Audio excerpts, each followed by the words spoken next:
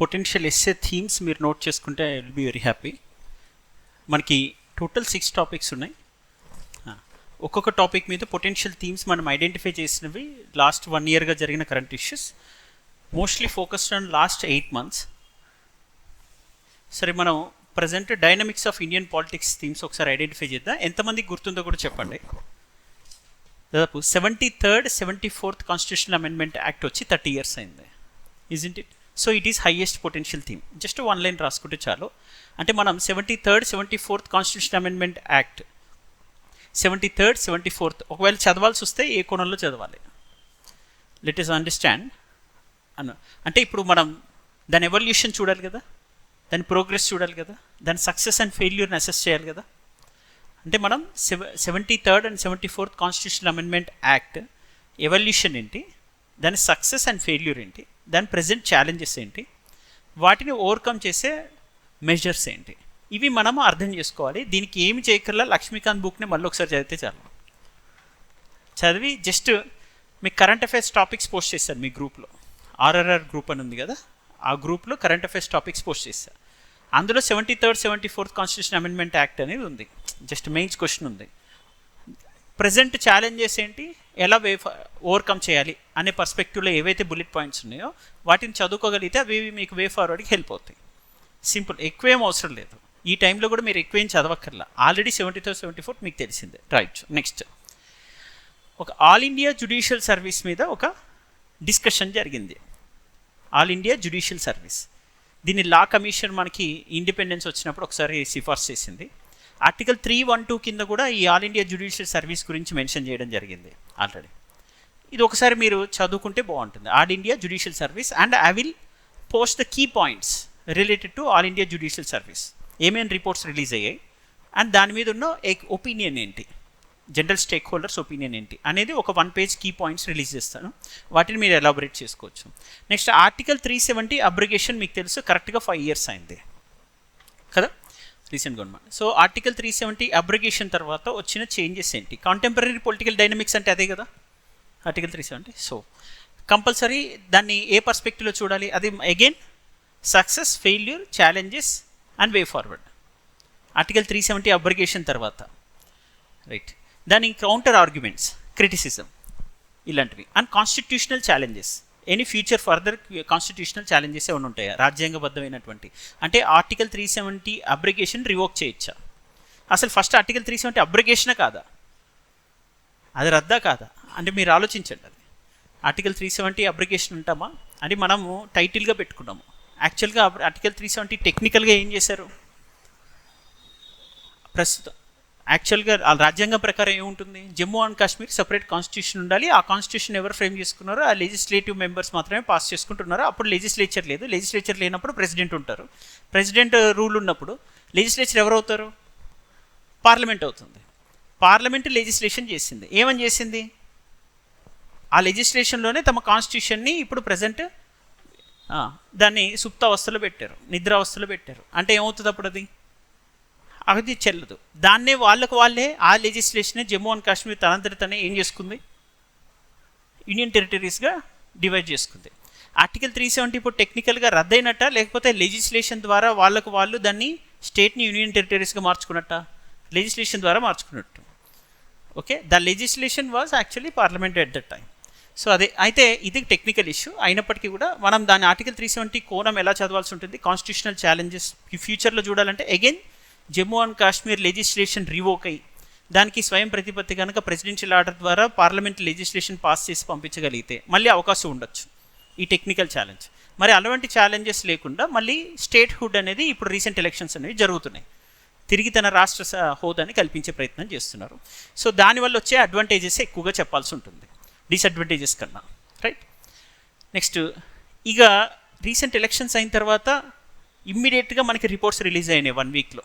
ఫుల్గా దాని మీద డిబేట్ జరిగింది అన్ని న్యూస్ పేపర్స్లో. ఏంటిది, criminalisation of politics, electoral bonds అదొకటి. నెక్స్ట్ దానికి క్రిమినలైజేషన్ ఆఫ్ పాలిటిక్స్లో ఏంటి, లాస్ట్ 4 consecutive ఎలక్షన్స్ 20 yearsగా చూస్తే మనకి criminal cases on elected parliament members and the state legislative members అనేది ఇంక్రీజ్ అవుతూ వస్తున్నాయి.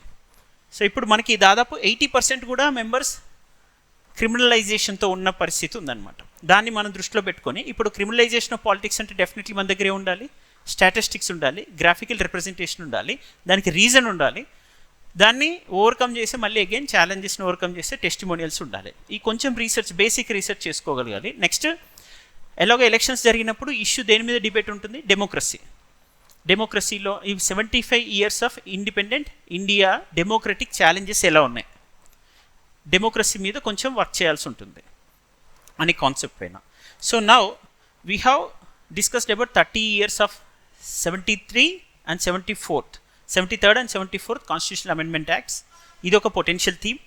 Next all India judicial service commission, abrogation of article 370 తొలగింపుకు సంబంధించి 30 సంవత్సరాలైన 73rd 4th. Next criminalization of politics, నేరపూరిత రాజకీయ వ్యవస్థ. నెక్స్ట్ ప్రజాస్వామ్యం. ఇక్కడ వరకు చదివాం. 5 అంశాలు ఉన్నాయి. ఇంకా నెక్స్ట్ ఈ కోర్ట్స్. ఇటీవల మనకు అన్ని లైవ్ సెషన్స్ జరుగుతున్నాయి కదా, కోర్ట్ ఎలాగో ఆర్గ్యుమెంట్స్ ఇవన్నీ. సో ఇప్పుడు మనకి ఇది ఒకటేనే కదా, ఇప్పుడు మనకి పాపులర్ అయింది, కానీ ఈ కోర్ట్స్ అనేది ఇప్పుడు కోవిడ్ నుంచి ఎక్కువ పాపులర్ అయ్యాల్సి వచ్చింది. సో ఇప్పుడు ఈ కోర్ట్ సిస్టమ్ ఇన్ ఇండియా, ఈ కోర్ట్ సిస్టమ్, దాన్ని మనం వాల్యూ ఎడిషన్గా ఏదైనా ఆన్సర్ రాసే దగ్గర కూడా ఉపయోగించుకోవచ్చు. ఈ కోర్ట్ సిస్టమ్ మీద నేను కొన్ని పాయింటర్స్ ఇస్తాను, ఎక్కడెక్కడ ఇంప్లిమెంట్ అయ్యింది, దాని ఫస్ట్ ఆరిజిన్ ఎక్కడ, ప్రజెంట్ దాని స్టేటస్ ఎలా ఉంది, ఇంకా ఏం రిఫార్మ్స్ తీసుకొని రావాలి. ఇదంతా ట్రాన్స్పరెన్సీ అండ్ అకౌంటబిలిటీ ఇన్ గవర్నెన్స్లో పార్ట్. దాన్ని మనకి పొలిటికల్ డైనమిక్స్లో కూడా అడిగే అవకాశం ఉంటుంది. ఈ కోర్ట్స్ అనేది ఒక థీమ్గా మనం పెట్టుకోవచ్చు. ICJ, international court of justice,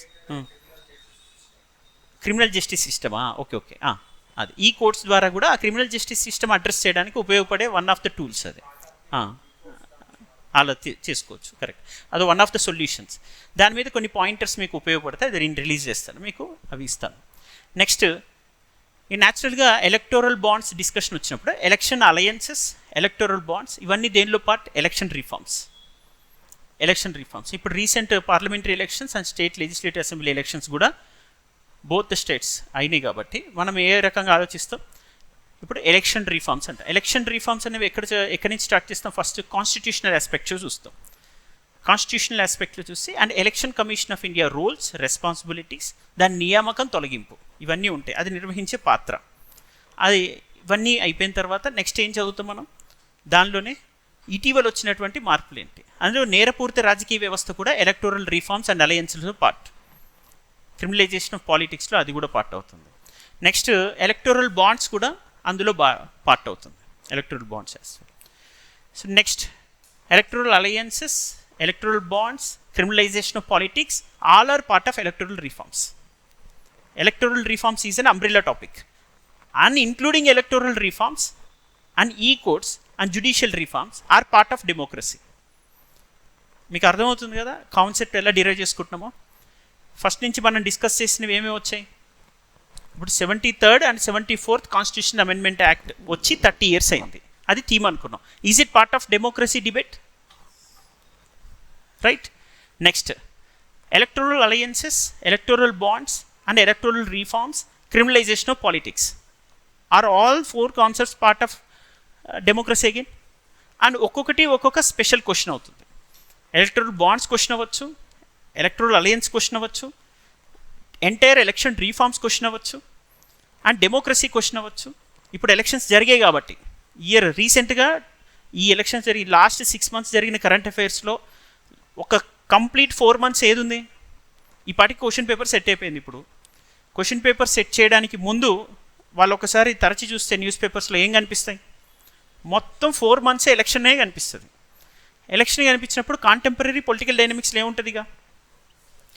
30 years of 73rd, 74th constitution amendment act అనేది ఒక అకాడమిషియన్ చూస్తాడు. డెమోక్రసీ అనేది బ్రాడ్గా అందరు చూస్తారు.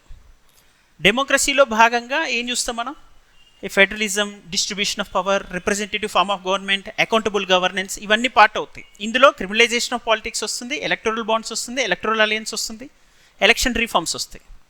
సో మనం ఓవరాల్గా చూస్తే ఇవి specific themes and broad theme under the umbrella of broad theme. Next federalism trends అనేది అంటే సమాఖ్య వ్యవస్థలో వస్తున్నటువంటి మార్పులు, తీరుతెన్నులు అనేది ఒక స్పెసిఫిక్ థీమ్ అవ్వచ్చు. కాంటెంపరీ పొలిటికల్ డైనమిక్స్ అదే కదా. సమాఖ్య. ఇందులో మనం అసలు కంప్లీట్ ఫెడరల్ ఫీచర్స్ మీద నాలెడ్జ్ ఉంటేనే రాయగలుగుతాం. ఇప్పుడు మనకి ఫెడరల్ అండ్ యూనిటరీ ఫీచర్స్ అన్నప్పుడు, యూనిటరీ అంటే ఇమీడియట్లీ మనం ఏం చెప్పగలగాలి? Single citizenship, single integrated judiciary, and also union public service commission which will conduct and appointment వాళ్ళందరికీ, దానికి సంబంధించి యూనిటరీ ఫీచర్స్ అన్నీ వస్తూ మళ్ళీ ఫెడరల్ ఫీచర్స్ కూడా, అంటే ఇండిస్ట్రక్టబుల్ యూనియన్ ఉంటుంది మన దగ్గర, డిస్ట్రక్టబుల్ స్టేట్స్ ఉంటాయి. ఆ కంపారేటివ్ అనాలిసిస్ కంపల్సరీ చేసుకుంటూ రావాలి. ఇది చేసుకుంటూ వచ్చి మళ్ళీ మనకి ఫెడరలిజం ఎలా ఎవాల్వ్ అవుతూ వచ్చింది, వాటి పరిణామ క్రమం, అది ఎక్కడి నుంచి స్టార్ట్ చేయాలి? అక్కడ శంకరీ ప్రసాద్ నుంచి మొదలుపెట్టి ఇక్కడ S R Bommai and recent judgement వరకు మొత్తం, అంటే ఫెడరలిజం అనేది బేసిక్ స్ట్రక్చర్లో పార్ట్ అని ఎస్ఆర్ బొమ్మాయి నుంచి స్టార్ట్ అయింది కదా. అంటే ఫెడరలిజం అనే కాన్సెప్ట్ ఎట్లా ఎవాల్వ్ అవుతూ వచ్చింది, ఆ ట్రెండ్స్ అంటే అదే. ఫెడరలిజం ట్రెండ్స్ అంటే ఏంటి? మారుతున్న తీరుతెన్నులు. సో మారుతున్న తీరుతెన్నులు ప్రస్తుత పరిస్థితి ఏంటి? గవర్నర్ నియామకం విషయంలో ఎదురవుతుంది సమస్య, గవర్నర్ నియామకం. ఇవన్నీ కూడా ఫెడరలిజం ట్రెండ్స్లో ఉన్నవి. నెక్స్ట్ ఫ్రీ లీగల్ ఎయిడ్, ఇంకొకటి పొటెన్షియల్ థీమ్. ఇప్పటివరకు చెప్పుకున్న థీమ్స్ లిస్ట్ అవుట్ చేద్దామా ఒకసారి మళ్ళీ? 73rd 74th constitution amendment act 30 years అయిందా కదా వచ్చి. So next all India judicial service. Third article 370 abrogation, last 5 yearsలో వచ్చిన చేంజెస్. ఎగ్జాక్ట్లీ 5 years అయింది గవర్నమెంట్ అది పాస్ చేసి ఇప్పుడు. Next criminalization of politics, criminalisation electoral reforms and electoral alliances, electoral bond. ఈ 4 part of again ఎక్స్క్లూజివ్గా డెమోక్రసీ మీద అడగచ్చు. So 7 themes అయ్యాయి కదా. ఇక్కడ నుంచి 8th వన్ ఏంటి? Federalism. 9th free legal aid. Total 9 themes అయ్యాయి కదా, రైట్. ఇంకా ఫ్రీబీస్. ఫ్రీబీస్ అంటే పాపులిజం మీద. ఎలక్షన్స్ జరుగుతున్నాయి అంటేనే ఫస్ట్ డిస్కషన్ దేని మీద జరుగుతుంటుంది? ఉచితాలపైన.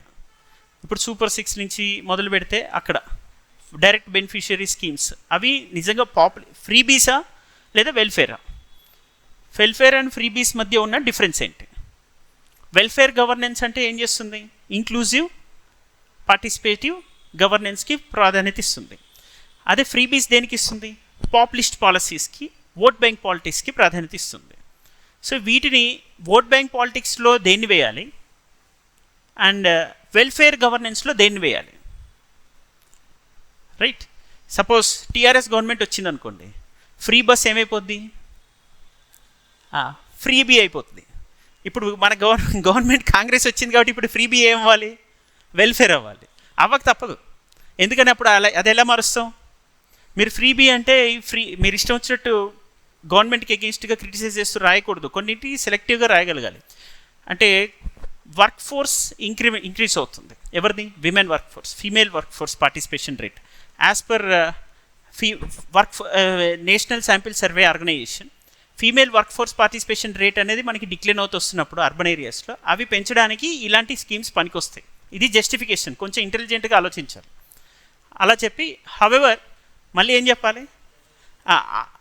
అందులో జెండర్ ఈక్వాలిటీ ఇదంతా కూడా వస్తుంది. హవెవర్ ఇది డైరెక్ట్ బెనిఫిషియరీస్ని ఐడెంటిఫై చేసి తీసుకెళ్లే మెకానిజం కూడా ఉండాలని చెప్పగలగాలి. ఓకే. సో ఇప్పుడు మన కొంచెం లాజికల్గా చెప్పేటప్పుడు ఫ్రీబీస్ని ఎలా మనం వెల్ఫేర్లో పార్టా కాదా అనేది జస్టిఫై చేయడం తెలుసుకోవాలి. ఏవి వెల్ఫేర్లో పార్ట్ అవుతాయి, ఏవి ఫ్రీబీస్ అవుతాయి అనేది. Next independent judiciary. మీకు థీమ్స్లో ఇప్పటికి 10th వన్ అయింది. నెక్స్ట్ ఏంటిది? 11th independent judiciary. Independent judiciary discussion అసలు ఎందుకు వస్తుంది? ఇప్పుడు judicial independence. Very fine, super. Next national judicial appointments commission అనేది అప్పటి నుంచి మొదలైంది. 2014 నుంచి మొదలైతే ఆ డిస్ప్యూట్ తర్వాత కంటిన్యూ అవుతూ వచ్చి ఇప్పుడు కొలీజియన్ సిస్టమ్ మీద ఎప్పుడు ఈ సుప్రీంకోర్టు కానీ లేకపోతే హైకోర్ట్స్ అసంతృప్తి వ్యక్తం చేస్తూ ఉంటాయి. అండ్ పెండెన్సీ ఆఫ్ కేసెస్ ఒకటి. ఇవన్నీ నిరంతరం ఉండే సమస్యలు. ఈ pendency of cases and appointments and also checks and balance between executive and the judiciary, వీళ్ళ రిక్రూట్మెంట్ విషయంలో వస్తున్న డిస్ప్యూట్స్. అందుకే ఇండిపెండెంట్ జ్యుడిషియరీ అనేది మనకి కంపల్సరీ ఒక కాంటెంపరీ పొలిటికల్ డైనమిక్స్లో నిరంతరం ఫెడరలిజం ఎలా ఉంటుందో ఇండిపెండెంట్ జ్యుడిషియరీ ఒక నిరంతర ప్రక్రియ. అది కూడా మనం కాంటెంపరీ ఇష్యూస్ తీసుకొని చెప్పచ్చు. ఈ జ్యుడిషియల్ అపాయింట్మెంట్స్ అందులో పార్ట్ అవుతుంది. అండ్ ఒక థీమ్ సపరేట్గా ఉండొచ్చు. జ్యుడిషియల్ అపాయింట్మెంట్స్ మీద ఎక్స్క్లూజివ్గా అడగచ్చు, లేదా ఇండిపెండెంట్ జ్యుడిషియరీ సిస్టమ్ మీద ఎంటైర్గా అడగచ్చు రీఫార్మ్స్ పరంగా. జ్యుడిషియల్ అపాయింట్మెంట్స్ అండ్ అలా judicial over reach, judicial activism. Next judicial patriarchy అని కొత్త టర్మ్ వచ్చింది. జ్యుడిషియల్ ప్యాట్రియార్కీ, ఎంతమంది women chief justice of India అయ్యారు, సుప్రీంకోర్టు జడ్జెస్ అయ్యారు, హైకోర్టు జడ్జెస్ అయ్యారు. ఇది ఒక డిస్ప్యూట్ అయింది, డిస్కషన్ అయింది. ఇది మీరు చూస్తే లాస్ట్ 4 months బ్యాక్ అది మనం మంత్లీ కరెంట్ అఫైర్స్ రిలీజ్ చేసిన month wise mains question answers ఉన్నాయి కదా, అందులో కనిపిస్తుంది ఒక క్వశ్చన్ చూడండి. So judicial patriarchy and judicial reforms, judiciary ఓవరాల్గా వీటి మీద కొన్ని పాయింటర్స్ రిలీజ్ చేస్తాం సపరేట్గా. జ్యుడిషియరీ మీద separate, independent judiciary, judicial reforms and judicial patriarchy, judicial over reach, activism, వీటి మీద కొన్ని పాయింటర్స్ రిలీజ్ చేస్తాను చూడండి. నెక్స్ట్ లైవ్ స్ట్రీమింగ్, ఈ కోర్ట్స్, లైవ్ స్ట్రీమింగ్ అండ్ ఈ కోర్ట్స్ అనేది ఇందులో పార్టే. ఇదంతా కూడా జ్యుడిషియల్ రీఫార్మ్స్లో అయిపోయింది. ఇప్పుడు ఎన్ని థీమ్స్ వచ్చాయి టోటల్గా? 12 వచ్చాయి. రైట్, 12 వచ్చాయి. ఒకసారి మళ్ళీ మనం గమనిద్దాం. డెమోక్రసీ అంటే మనకి ఏమేమి రావాల్సి వస్తుంది, దానిలో సబ్ థీమ్స్, ఒకవేళ సబ్ థీమ్ కూడా ఒక ఫుల్ లెంత్ క్వశ్చన్ అవ్వచ్చు. అంటే 30 years అయింది, 73rd 74th అంటే complete devolution of power to the roots అనే ఏరియాలో టోటల్ డెమోక్రసీ మీద రాసినప్పుడు కంపల్సరీ 73rd 74th మెన్షన్ చేయాలి. దాని ఎగ్జిక్యూషన్ ఎలా ఉంది, ఛాలెంజెస్ ఎలా ఉన్నాయి, ఓవర్కమ్ ఎలా చేస్తున్నాం, అది సపరేట్ 30 years అయింది కాబట్టి దాని మీద క్వశ్చన్ అవ్వచ్చు. రైట్, డెమోక్రసీలో electoral bonds, electoral alliance and criminalization of politics ఇవన్నీ పార్ట్ అవుతాయి. Right, next judiciary. ఇందాక మనం చెప్పిన మేజర్ థీమ్ జ్యుడిషియరీ అన్నప్పుడు అందులో judicial reforms, judicial activism, over reach, independent judiciary and judiciary సంబంధించిన ఈ courts and live streaming of judiciary, judicial అంటే ట్రాన్స్పరెన్సీ పెంచడం, ఇప్పుడు accountability, transparency. Okay, and recent terms కొత్తగా వచ్చినవి ఏమైనా ఉన్నాయా? జ్యుడిషియల్ ప్యాట్రియార్కీ మనం అన్నిట్లో మిగతా సెక్టార్స్ అన్నిట్లో చూసాం కానీ ఇక్కడ చూడలేదు. ఇది next one nation one election, uniform civil code, వీటి మీద కూడా పాయింటర్స్ రిలీజ్ చేస్తాను. ఒక మోస్ట్లీ ఈ 2 night రిలీజ్ చేస్తాను, మీ గ్రూప్స్ అన్నింటిలో షేర్ చేస్తా.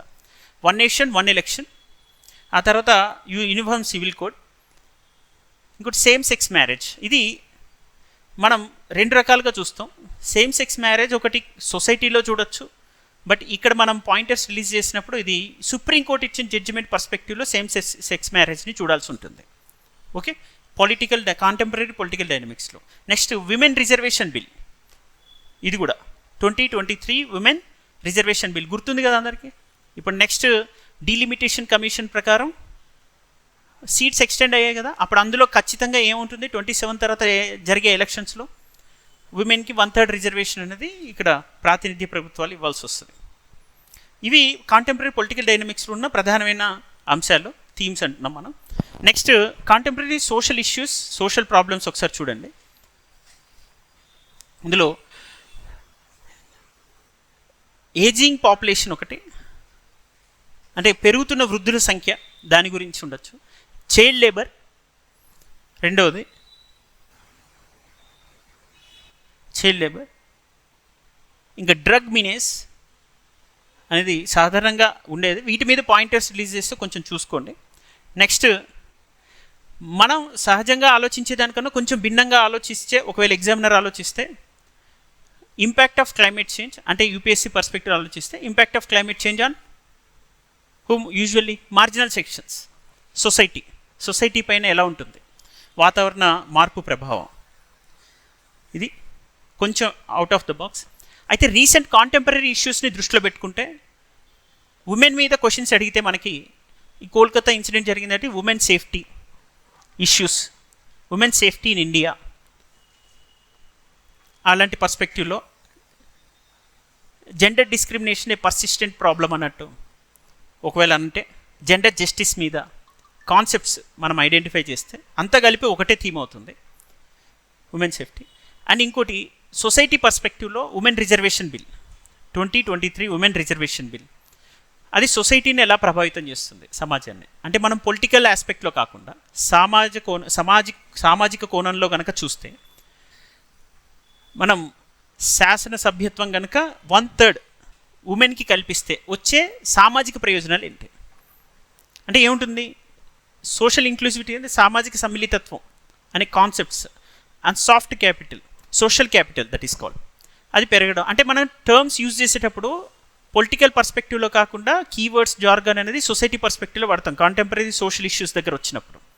ఇప్పుడు సోషల్ క్యాపిటల్ అనేది సామాజిక మూల నిధి అంటే ఏంటి అర్థం, కేవలం ఒక వర్గం ఒకరికి మాత్రమే సహకరించుకునేది కాకుండా అందరూ కలిసి ఒక ఉమ్మడి సమస్య మీద సహకరించుకోవడం, ఒక సోషల్ క్యాపిటల్ బిల్డ్ చేయడం, అంటే కాజ్ని ముందు ఉంచడం, ప్రజల మధ్య డివిజన్స్ లేకుండా, అలాగే ఒక సోషల్ క్యాపిటల్ బిల్డ్ అవుతుంది. సో అలాంటివి ఆలోచించే విధానం, మనం మాట్లాడేది అవన్నీ కూడా సబ్జెక్ట్ స్పెసిఫిక్గా ఉండాలి. వాటి మీద మేము ఆ కీవర్డ్స్ రిలీజ్ చేద్దాం, పాయింట్స్ రిలీజ్ చేస్తాను. సో ఉమెన్ రిజర్వేషన్ బిల్ అనేది ఇందాక మనకి థీమ్ దేనిలో చెప్పాము, కాంటెంపరీ పొలిటికల్ ఆల్రెడీ పాస్ అయింది కాబట్టి అదే సొసైటీ పర్స్పెక్టివ్లో ఎలా ఉంటుంది. సో ఉమెన్ సేఫ్టీ గురించి ఒకటి మొన్న రీసెంట్ ఇష్యూ అయింది. ఇంకొకటి ఉమెన్ సెంట్రిక్ ట్రాన్స్పోర్ట్. ఇప్పుడు సూపర్ 6లో ఉంది, ఫ్రీ ఉంది కాబట్టి, కర్ణాటకలో ఉంది, ఆల్రెడీ కొన్ని స్టేట్స్ ఫాలో అవుతున్నాయి కాబట్టి ఉమెన్ సెంట్రిక్ ట్రాన్స్పోర్ట్, దాని ఛాలెంజెస్, అసలు అది యూజా కాదా, దాని యూటిలిటీస్, దాని ప్రయోజనం ఏంటి, దాన్ని ఎలా రీఫార్మ్ చేయాలి ఇంకా for the betterment of participation of women in socialization, దానికి ఉమెన్ సెంట్రిక్ ట్రాన్స్పోర్ట్ అది సూపర్. నెక్స్ట్ ఇంకొక సమస్య, ఇప్పుడు national crime record bureau data కూడా వచ్చింది కాబట్టి ఇంకో ప్రధాన సమస్య ఏంటి, సూసైడ్స్ కాంటెంపరీ సోషల్ ఇష్యూస్లో డ్రగ్ మినేస్ ఒకటి, సూసైడ్స్ ఒకటి, చైల్డ్ లేబర్ ఒకటి, ఏజింగ్ పాపులేషన్ ఒకటి, ఇవన్నీ. నెక్స్ట్ ఇంకా జెండర్ డిస్క్రిమినేషన్ ఆల్రెడీ చెప్పాం, women centric transport, women reservation bill, next women safety. ఇంకా పర్స్పెక్టివ్లు ఇంకా మనం చెప్పాల్సి వస్తే ఇంకేం థీమ్స్ అంటే communalism is always secularism, communalism concepts, regionalism, ఇవి ఫండమెంటల్ కాన్సెప్ట్స్. అది ఎప్పటి నుంచో ఈ క్యాస్టిజం, కమ్యూనలిజం, రీజనలిజం, సెక్యులరిజం ఇవన్నీ కూడా సొసైటీలో సహజంగా కాంటెంపరీ సోషల్ ఇష్యూస్ అంటే ఎప్పుడు కంటిన్యూ అవుతున్నవి. కానీ ఎక్స్క్లూజివ్గా థిమాటిక్గా అడగాలంటే ఎక్కువ ఇన్స్పైర్ అవ్వడానికి స్కోప్ ఉన్న ఏరియాస్ ఇంతకుముందు చెప్పినవి.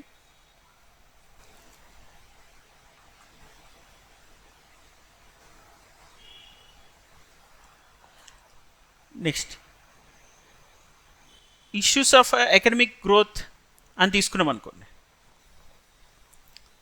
మన లాస్ట్ ఇయర్ ఏపీపీఎస్సీ క్వశ్చన్ చూస్తే దేని మీద వచ్చింది, పబ్లిక్ ప్రైవేట్ పార్ట్నర్షిప్ మీద వచ్చింది, పీపీపీ. అది ఎకనమిక్ గ్రోత్ అండ్ ఎంప్లాయ్మెంట్కి ఎలా ఉపయోగపడుతుందని అడిగారు డైరెక్ట్. అది ఒక మెయిన్స్ క్వశ్చన్ లాగా లెందీగా అడిగారు, వన్ లైన్ స్టేట్మెంట్ కాదు. So last year public private partnership మీద అడిగారు. దీన్ని బట్టి మనం ఏం చెప్పచ్చు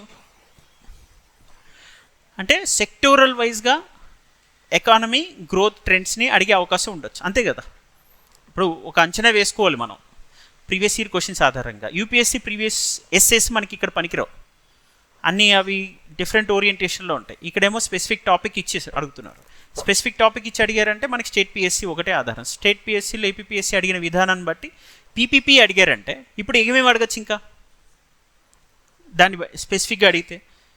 ఇప్పుడు crypto currency transforming financial sector అని అన్నాం అనుకోండి, కేవలం ఎస్ఎన్టీలోనే అడగల, ఫైనాన్షియల్ సెక్టర్ని ఇంపాక్ట్ చూపించే డిజిటల్ ఎకానమీ అడగచ్చా లేదా.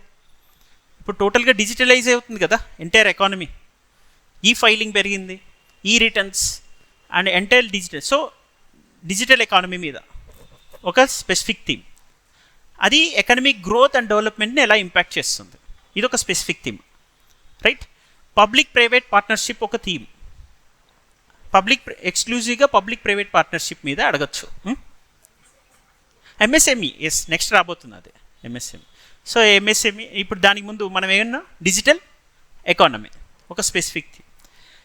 నెక్స్ట్ అందులో ఎకనమిక్ గ్రోత్లో మనం కంపల్సరీ ఎప్పుడు సహజంగానే ఉమెన్ లెడ్ డెవలప్మెంట్ అని వింటున్నాం కదా. Economic growth and women led development లేదా జెండర్ జస్టిస్, వాటిని లింక్ చేసుకోవడం.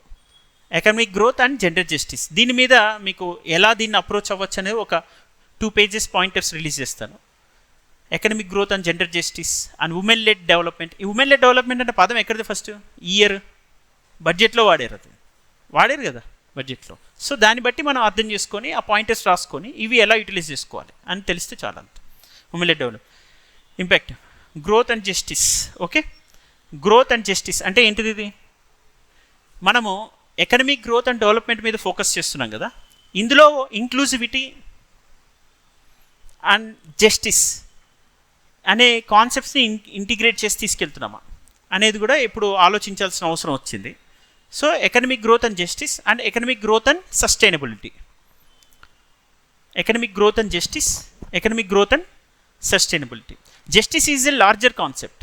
ఇప్పుడు environmental justice is also be part of justice, not only social justice.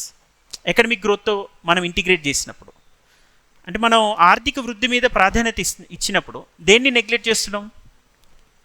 Social జస్టిస్ని neglect చేసే పరిస్థితి ఉంటుంది, ఎకనమిక్ డిస్పారిటీస్ ఉంటుంది, జాబ్లెస్ గ్రోత్ ఉంటుంది, అండ్ ఆల్సో ఇంకోటి ఏమి ఇష్యూ ఉంటుంది? ఎన్విరాన్మెంటల్ డిటరియోరేషన్ ఉంటుంది, డిస్రప్షన్ ఆఫ్ ఎకనాలజికల్ బ్యాలెన్స్ ఉంది.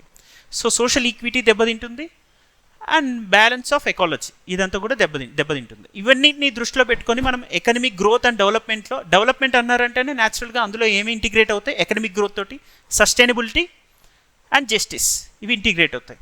ఓకే, సో ఇప్పుడు మనం గ్రోత్ అండ్ ఏమేమి డిస్కస్ చేస్తాం? Economic growth and gender justice అనుకున్నాం. నెక్స్ట్ గ్రోత్ని జస్టిస్ తోటి ఇంటిగ్రేట్ చేస్తాం. అండ్ ఎక్స్క్లూజివ్గా క్లైమేట్ జస్టిస్ లేదా ఎన్విరాన్మెంటల్ జస్టిస్ అంటున్నాం, సస్టైనబిలిటీ అంటున్నాం, దాన్ని మొత్తం కలిపి ఒకటే theme. And impact of public private partnership and growth, development and employment and digital economy. Okay, and ఇప్పుడు సెక్టోరల్ వైజ్గా మనం ఆలోచిస్తే సర్వీస్ సెక్టర్ మీద ఎక్కువ ఎంఫసైజ్ చేసే అవకాశం ఉండొచ్చు. సర్వీస్ సెక్టర్ అంటే ఏంటి? ఐటీ ఎనేబుల్ సర్వీసెస్ మీద కానీ హెల్త్ ఇండస్ట్రీస్ మీద ఎక్కువ ఫోకస్ చేయొచ్చు. అండ్ ఫార్మా, వీటి because pharma of the world ఏది? Capital India. సో దాని ప్రకారం చూసినా మనకి ఎక్కువ అవకాశం ఉంటుంది. వాటిని లీస్ట్ ప్రియారిటీ ఇవ్వండి, వాటికి ఇప్పుడు అంత టైం లేదు, బట్ డాటా పాయింటర్స్ పెట్టుకుంటే చాలు. ఓకే, ఇప్పుడు మనం మేజర్ ఏరియాస్ అయితే అడ్రస్ చేయగలిగాం, ఇంతకు మించి బౌండరీ దాటి వెళ్ళడానికి అవకాశం ఉండకపోవచ్చు ఎకానమిక్ గ్రోత్ అండ్ డెవలప్మెంట్ అనే ఏరియాలో. ఎందుకంటే digital economy is highest theme. PPP last year పీవైక్యూస్లో అడిగాడు. ఇంకా మనం థీమ్స్ ఐడెంటిఫై చేయాలంటే ఎకానమీ తోటి జస్టిస్ని, సస్టైనబిలిటీని ఇంటిగ్రేట్ చేస్తాం, సస్టైనబుల్ డెవలప్మెంట్ని. ఇంకా మనం లోతుగా వెళ్ళాలంటే అంతకు మించి ఇంకా వెళ్ళకపోవచ్చు. Sectoral wise contribution, sectoral wise developmental hindrances ఏ ఉన్నాయి అభివృద్ధికి సంబంధించినవి. Gig economy yes, very good. Gig economy actually gig economy సొసైటీలో అడిగాడు కదా, gig workers work from home అనేది అదొకటి. సొసైటీలో కూడా అది దాన్ని ఎటువైపు అయినా తిప్పచ్చు. That is fine. ఎంఎస్ఎంఈస్ ఒకటి, అది అటువైపు వెళ్తున్నాం మనం. ఎటువైపు? అది కాంటెంపరీ పొలిటీ అనేదాన్ని ఫెడరలిజం మీద, కాంటెంపరీ ఈ judiciary reforms, criminalization politics, electoral ఇటువైపు వస్తుంది. New education policy human resource development education మీద వస్తుంది. ఆ థీమ్స్కి వచ్చినప్పుడు అదే మన స్టేట్కి దానికి సంబంధించే చెప్తున్నాను. ఇప్పుడు ఏంటంటే human resource education and human resource development అనేది లాస్ట్ టాపిక్ ఉంది కదా, దానిలో భాగంగా మీరన్న న్యూ ఎడ్యుకేషన్ పాలసీ వస్తుంది. ఓకే, ఇప్పుడు మన ఎంఎస్ఎంఈ సెక్టోరల్ వైజ్గా ఉన్న సర్వీస్ సెక్టర్ డెఫినెట్లీ మీరు మర్చిపోవద్దు. ఏంటంటే ఫార్మాని ఒకటి గుర్తుపెట్టుకోవాలి. ఐటీ ఎనేబుల్ సర్వీసెస్ చాలా ప్రాథమిక, ఎందుకంటే హైదరాబాద్ కేంద్రంగా అవే ఎక్కువగా ఉంటాయి. ఈ రెండు మనకి పొటెన్షియల్ థీమ్స్ అవ్వచ్చు. ఇంకా మనకి జస్టిస్ కాన్సెప్ట్ ఉంటుంది. అండ్ డిస్క్రిమినేషన్ కాకుండా ఏం చేయాలనేది ఎప్పుడు ప్రతి ఏరియాలో గుర్తుపెట్టుకోండి. సొసైటీలో, ఎకానమీలో అండ్ పాలిటీలో అన్ని ఏరియాస్లో ఇదొక మేజర్ థీమ్ అయిపోతుంది కంపల్సరీ. నెక్స్ట్ మీరన్న education and human resource development వైపు వెళ్దాం. ఇందులో స్కిల్ యూనివర్సిటీస్ ఎస్టాబ్లిష్ చేయాలని గవర్నమెంట్ అనుకుంటుంది ఆల్రెడీ. సో కంపల్సరీ మన కీ ఏరియాస్ ఏముండాలి? Skill ecosystem, skill work force and skill curriculum అనేది ఇంట్రడ్యూస్ చేయడం గురించి. Next skill enrichment programmes, initiatives, వీటిని మనం దృష్టిలో పెట్టుకొని education and human resource development అనే ఏరియాలో క్వశ్చన్ అడిగితే మనం ఎలా ఆన్సర్ చేయాలని చూడాలి. సో స్కిల్ డెవలప్మెంట్ అనే టోటల్ అంబ్రిల్లా టర్మ్ మీద నేను ఒక 3 pages పాయింటర్స్ ఇస్తాను. అంటే టోటల్ అసలు స్కిల్ సెక్టర్ ఎలా ఉంది, డాటా ఏంటి, కంపారిటివ్ అనాలిసిస్, ఇతర దేశాలతో పోలిస్తే భారతదేశంలో నైపుణ్య శిక్షణ స్థాయి ఎలా ఉంది, నైపుణ్యవంతులు ఎంతమంది ఉన్నారు, దేన్ని నైపుణ్యం అంటాం ఫస్ట్ అనేది మనం చూసుకుంటాం. ఓకే, అవి పాయింటర్స్ రిలీజ్ చేస్తాను. Next education and human resource development అన్నప్పుడు, హ్యూమన్ రీసోర్స్ అంటే ఎవరు? హ్యూమన్ రీసోర్స్ అంటే ఖచ్చితంగా అన్ని సెక్షన్స్ ఉండాలి. సో ఇప్పుడు అన్ని సెక్షన్స్ ఉండాలంటే న్యాచురల్గా మనం ఎవరిని ఫోకస్ చేయాలి? ఉమెన్ లెడ్ డెవలప్మెంట్ అనే కాన్సెప్ట్ని ఇక్కడ హ్యూమన్ రీసోర్స్ డెవలప్మెంట్లో మనం ఇంటిగ్రేట్ చేసుకోవాలి. మార్జినల్ సెక్షన్స్ డెవలప్మెంట్ అని, vulnerable weaker sections of the society development perspective అనేది చాలా ఇంపార్టెంట్ ఇక్కడ కూడా. బట్ ఇక్కడ టర్మ్స్ రాసేటప్పుడు సొసైటీ టర్మ్స్ కాదు. ఇక్కడ ఏ టర్మ్స్ రాస్తాం? ఇక్కడ మనం ఉపయోగించే పదజాలం ఏదై ఉండాలి? హ్యూమన్ రీసోర్స్ డెవలప్మెంట్లో పాలసీ ఓరియంటేషన్ ఉంటుంది. అంటే మొత్తం స్కీమ్స్ అండ్ పాలసీస్ రాస్తాం. Schemes and policies. Suppose human resource డెవలప్మెంట్లో ముఖ్యంగా ఏంటి? మనం suppose marginal sections, vulnerable sections అనుకోండి, ఏం చేయాలి వాటికి సంబంధించి? ఫస్ట్ మాన్యువల్ స్కావెంజింగ్ లేకపోవడం అదొక హ్యూమన్ రిసోర్స్ డెవలప్మెంట్లో పార్ట్ అవుతుంది. దాంతోపాటు స్కిల్ ఎకో సిస్టమ్ని ఇంటిగ్రేట్ చేయడం, స్కిల్ ఎన్హాన్స్మెంట్, స్కిల్ ఎన్రిచ్మెంట్ అనేది. సో దానిలో స్కిల్ వర్క్ ఫోర్స్ని ఇంప్రూవ్ చేయడం, ఇవన్నీ అంటున్నాం కదా, అటువైపు అందులో పార్ట్ అవుతుంది. హ్యూమన్ రిసోర్స్ డెవలప్మెంట్ అనే కాన్సెప్ట్లో ఏ హ్యూమన్ రీసోర్సెస్ని మనం ఇంటిగ్రేట్ చేయాలి? గ్లోబల్ ఎకానమీ తోటి ఇంటిగ్రేట్ చేయగలగాలి. ఓకే, సాఫ్ట్ స్కిల్స్ డెవలప్ చేయాలి. ఓకే, స్కిల్ ఎక్స్పోర్ట్ సిస్టమ్ అనేది తీసుకురావాలి. స్కిల్, ఎందుకంటే స్కిల్ లేబర్ ఫోర్స్ లేకపోవడం వల్ల గ్లోబల్ లెవెల్ ఎంప్లాయ్మెంట్ ఆపర్చునిటీస్ తక్కువగా ఉంటున్నాయనే నెరేషన్ అనేది ఇక్కడ ఉంది. ఆల్రెడీ మనకి డాటా ఉంది. అవన్నీ ఆ డాటా మీకు తీసుకొచ్చి ఇప్పుడు పాయింటర్స్గా ఇస్తాను, దాన్ని చూడండి.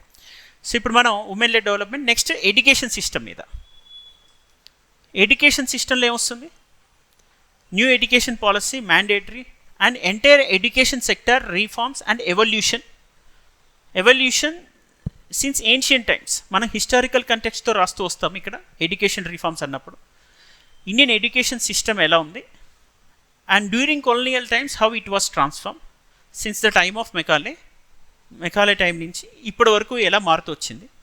ఎడ్యుకేషన్ సిస్టంలో ఉన్న మనకి లాక్యునా ఏంటి, గ్యాప్స్ ఏమున్నాయి, దాన్ని ఎలా మనము ఓవర్కమ్ చేయాలి అనే ఏరియా మీద మనం ఫోకస్ చేయాలి. ఇప్పుడు ఆ ఎడ్యుకేషన్ సిస్టమ్ మీద టోటల్ ఎవల్యూషన్ ఒక 6 pages పాయింటర్స్ ఉన్నాయి. అది కూడా ఈరోజు మీ గ్రూప్లో షేర్ చేస్తాను. Okay, total evolution education. So ఇందులో ఏవైతే మనం చెప్తున్నామో ఎడ్యుకేషన్ సిస్టంలో ప్రజెంట్ ఛాలెంజెస్ అనే ఒక పేజ్ ఇస్తామో అదే ఒక సపరేట్ క్వశ్చన్ అవ్వచ్చు. ఎడ్యుకేషన్ సిస్టమ్ అనేది బ్రాడ్ టర్మ్. టోటల్ ఎవల్యూషన్ ఉంది చూసారా, ఆ ఎవల్యూషన్లో నెక్స్ట్ ప్రోగ్రెస్ ఎలా ఉంటుందో చెప్పాల్సి వస్తుంది. అది కూడా. సో ఇంకో ప్రతి దానికి మీరు కంపల్సరీ ఒకటి పెట్టుకోవాలి, ఏంటంటే రోల్ అని ప్రిఫిక్స్ యాడ్ చేసుకోండి. Role of education and human resource development. అంటే role of education human resource development అంటే ఎంత పెద్ద బ్రాడ్ టర్మ్ అది ఒకసారి చూడండి మీరే. దానిలోనే థీమ్స్ ఐడెంటిఫై చేయొచ్చు. Role of education human resource development అంటే ఏమేంటి రోల్, ఎందులో ఉంటుంది role? Education human resource development ఒక సొసైటీ దేనికి డెవలప్మెంట్? బేసిక్గా హ్యూమన్ రిసోర్స్ డెవలప్మెంట్ వల్ల సొసైటీలో ఏమొస్తుంది? డిస్క్రిమినేషన్ తగ్గుతుంది, సోషల్ జస్టిస్ అనేది పెరుగుతుంది. బేసిక్గా ఎడ్యుకేషన్ హ్యూమన్ డెవలప్మెంట్ రోల్ దేనిలో ఉంటుంది? పొలిటికల్గా ఉంటుంది. అంటే ఇంక్లూజివ్ పార్టిసిపేషన్ ఉంటుంది, పొలిటికల్ డెసిషన్ మోర్ డెమోక్రసీ ఉంటుంది, మోర్ అకామిడేటివ్ ఉంటుంది. ఎడ్యుకేషన్ హ్యూమన్ రిసోర్స్ డెవలప్మెంట్ ఎకానమీకి అప్లై చేస్తారు. So role of education and human resource development అని ఒక మాట అనుకుంటే economy, political and social and science and tech innovation వీటన్నిటిలో education sector and human resource development contribution ఏంటి అనేది అవి కూడా మీకు పాయింటర్స్ ఇస్తాను చూడండి. రైట్. సో ఇప్పుడు మనం ఉమెన్ లెడ్ డెవలప్మెంట్ కానీ, skill development, role of education and human resource and education system, evolution, present lacuna, challenges and వాటిని ఎలా ఓవర్కమ్ చేస్తాం, ఇవి present potential themes for our final. అది ఎస్ఏలో 4th టాపిక్ నేను చెప్పింది, but as per syllabus last topic ఉంటుంది. Next last section అది. ఇంకా హిస్టరీ అండ్ కల్చరల్ హెరిటేజ్ అనేది చూద్దాం.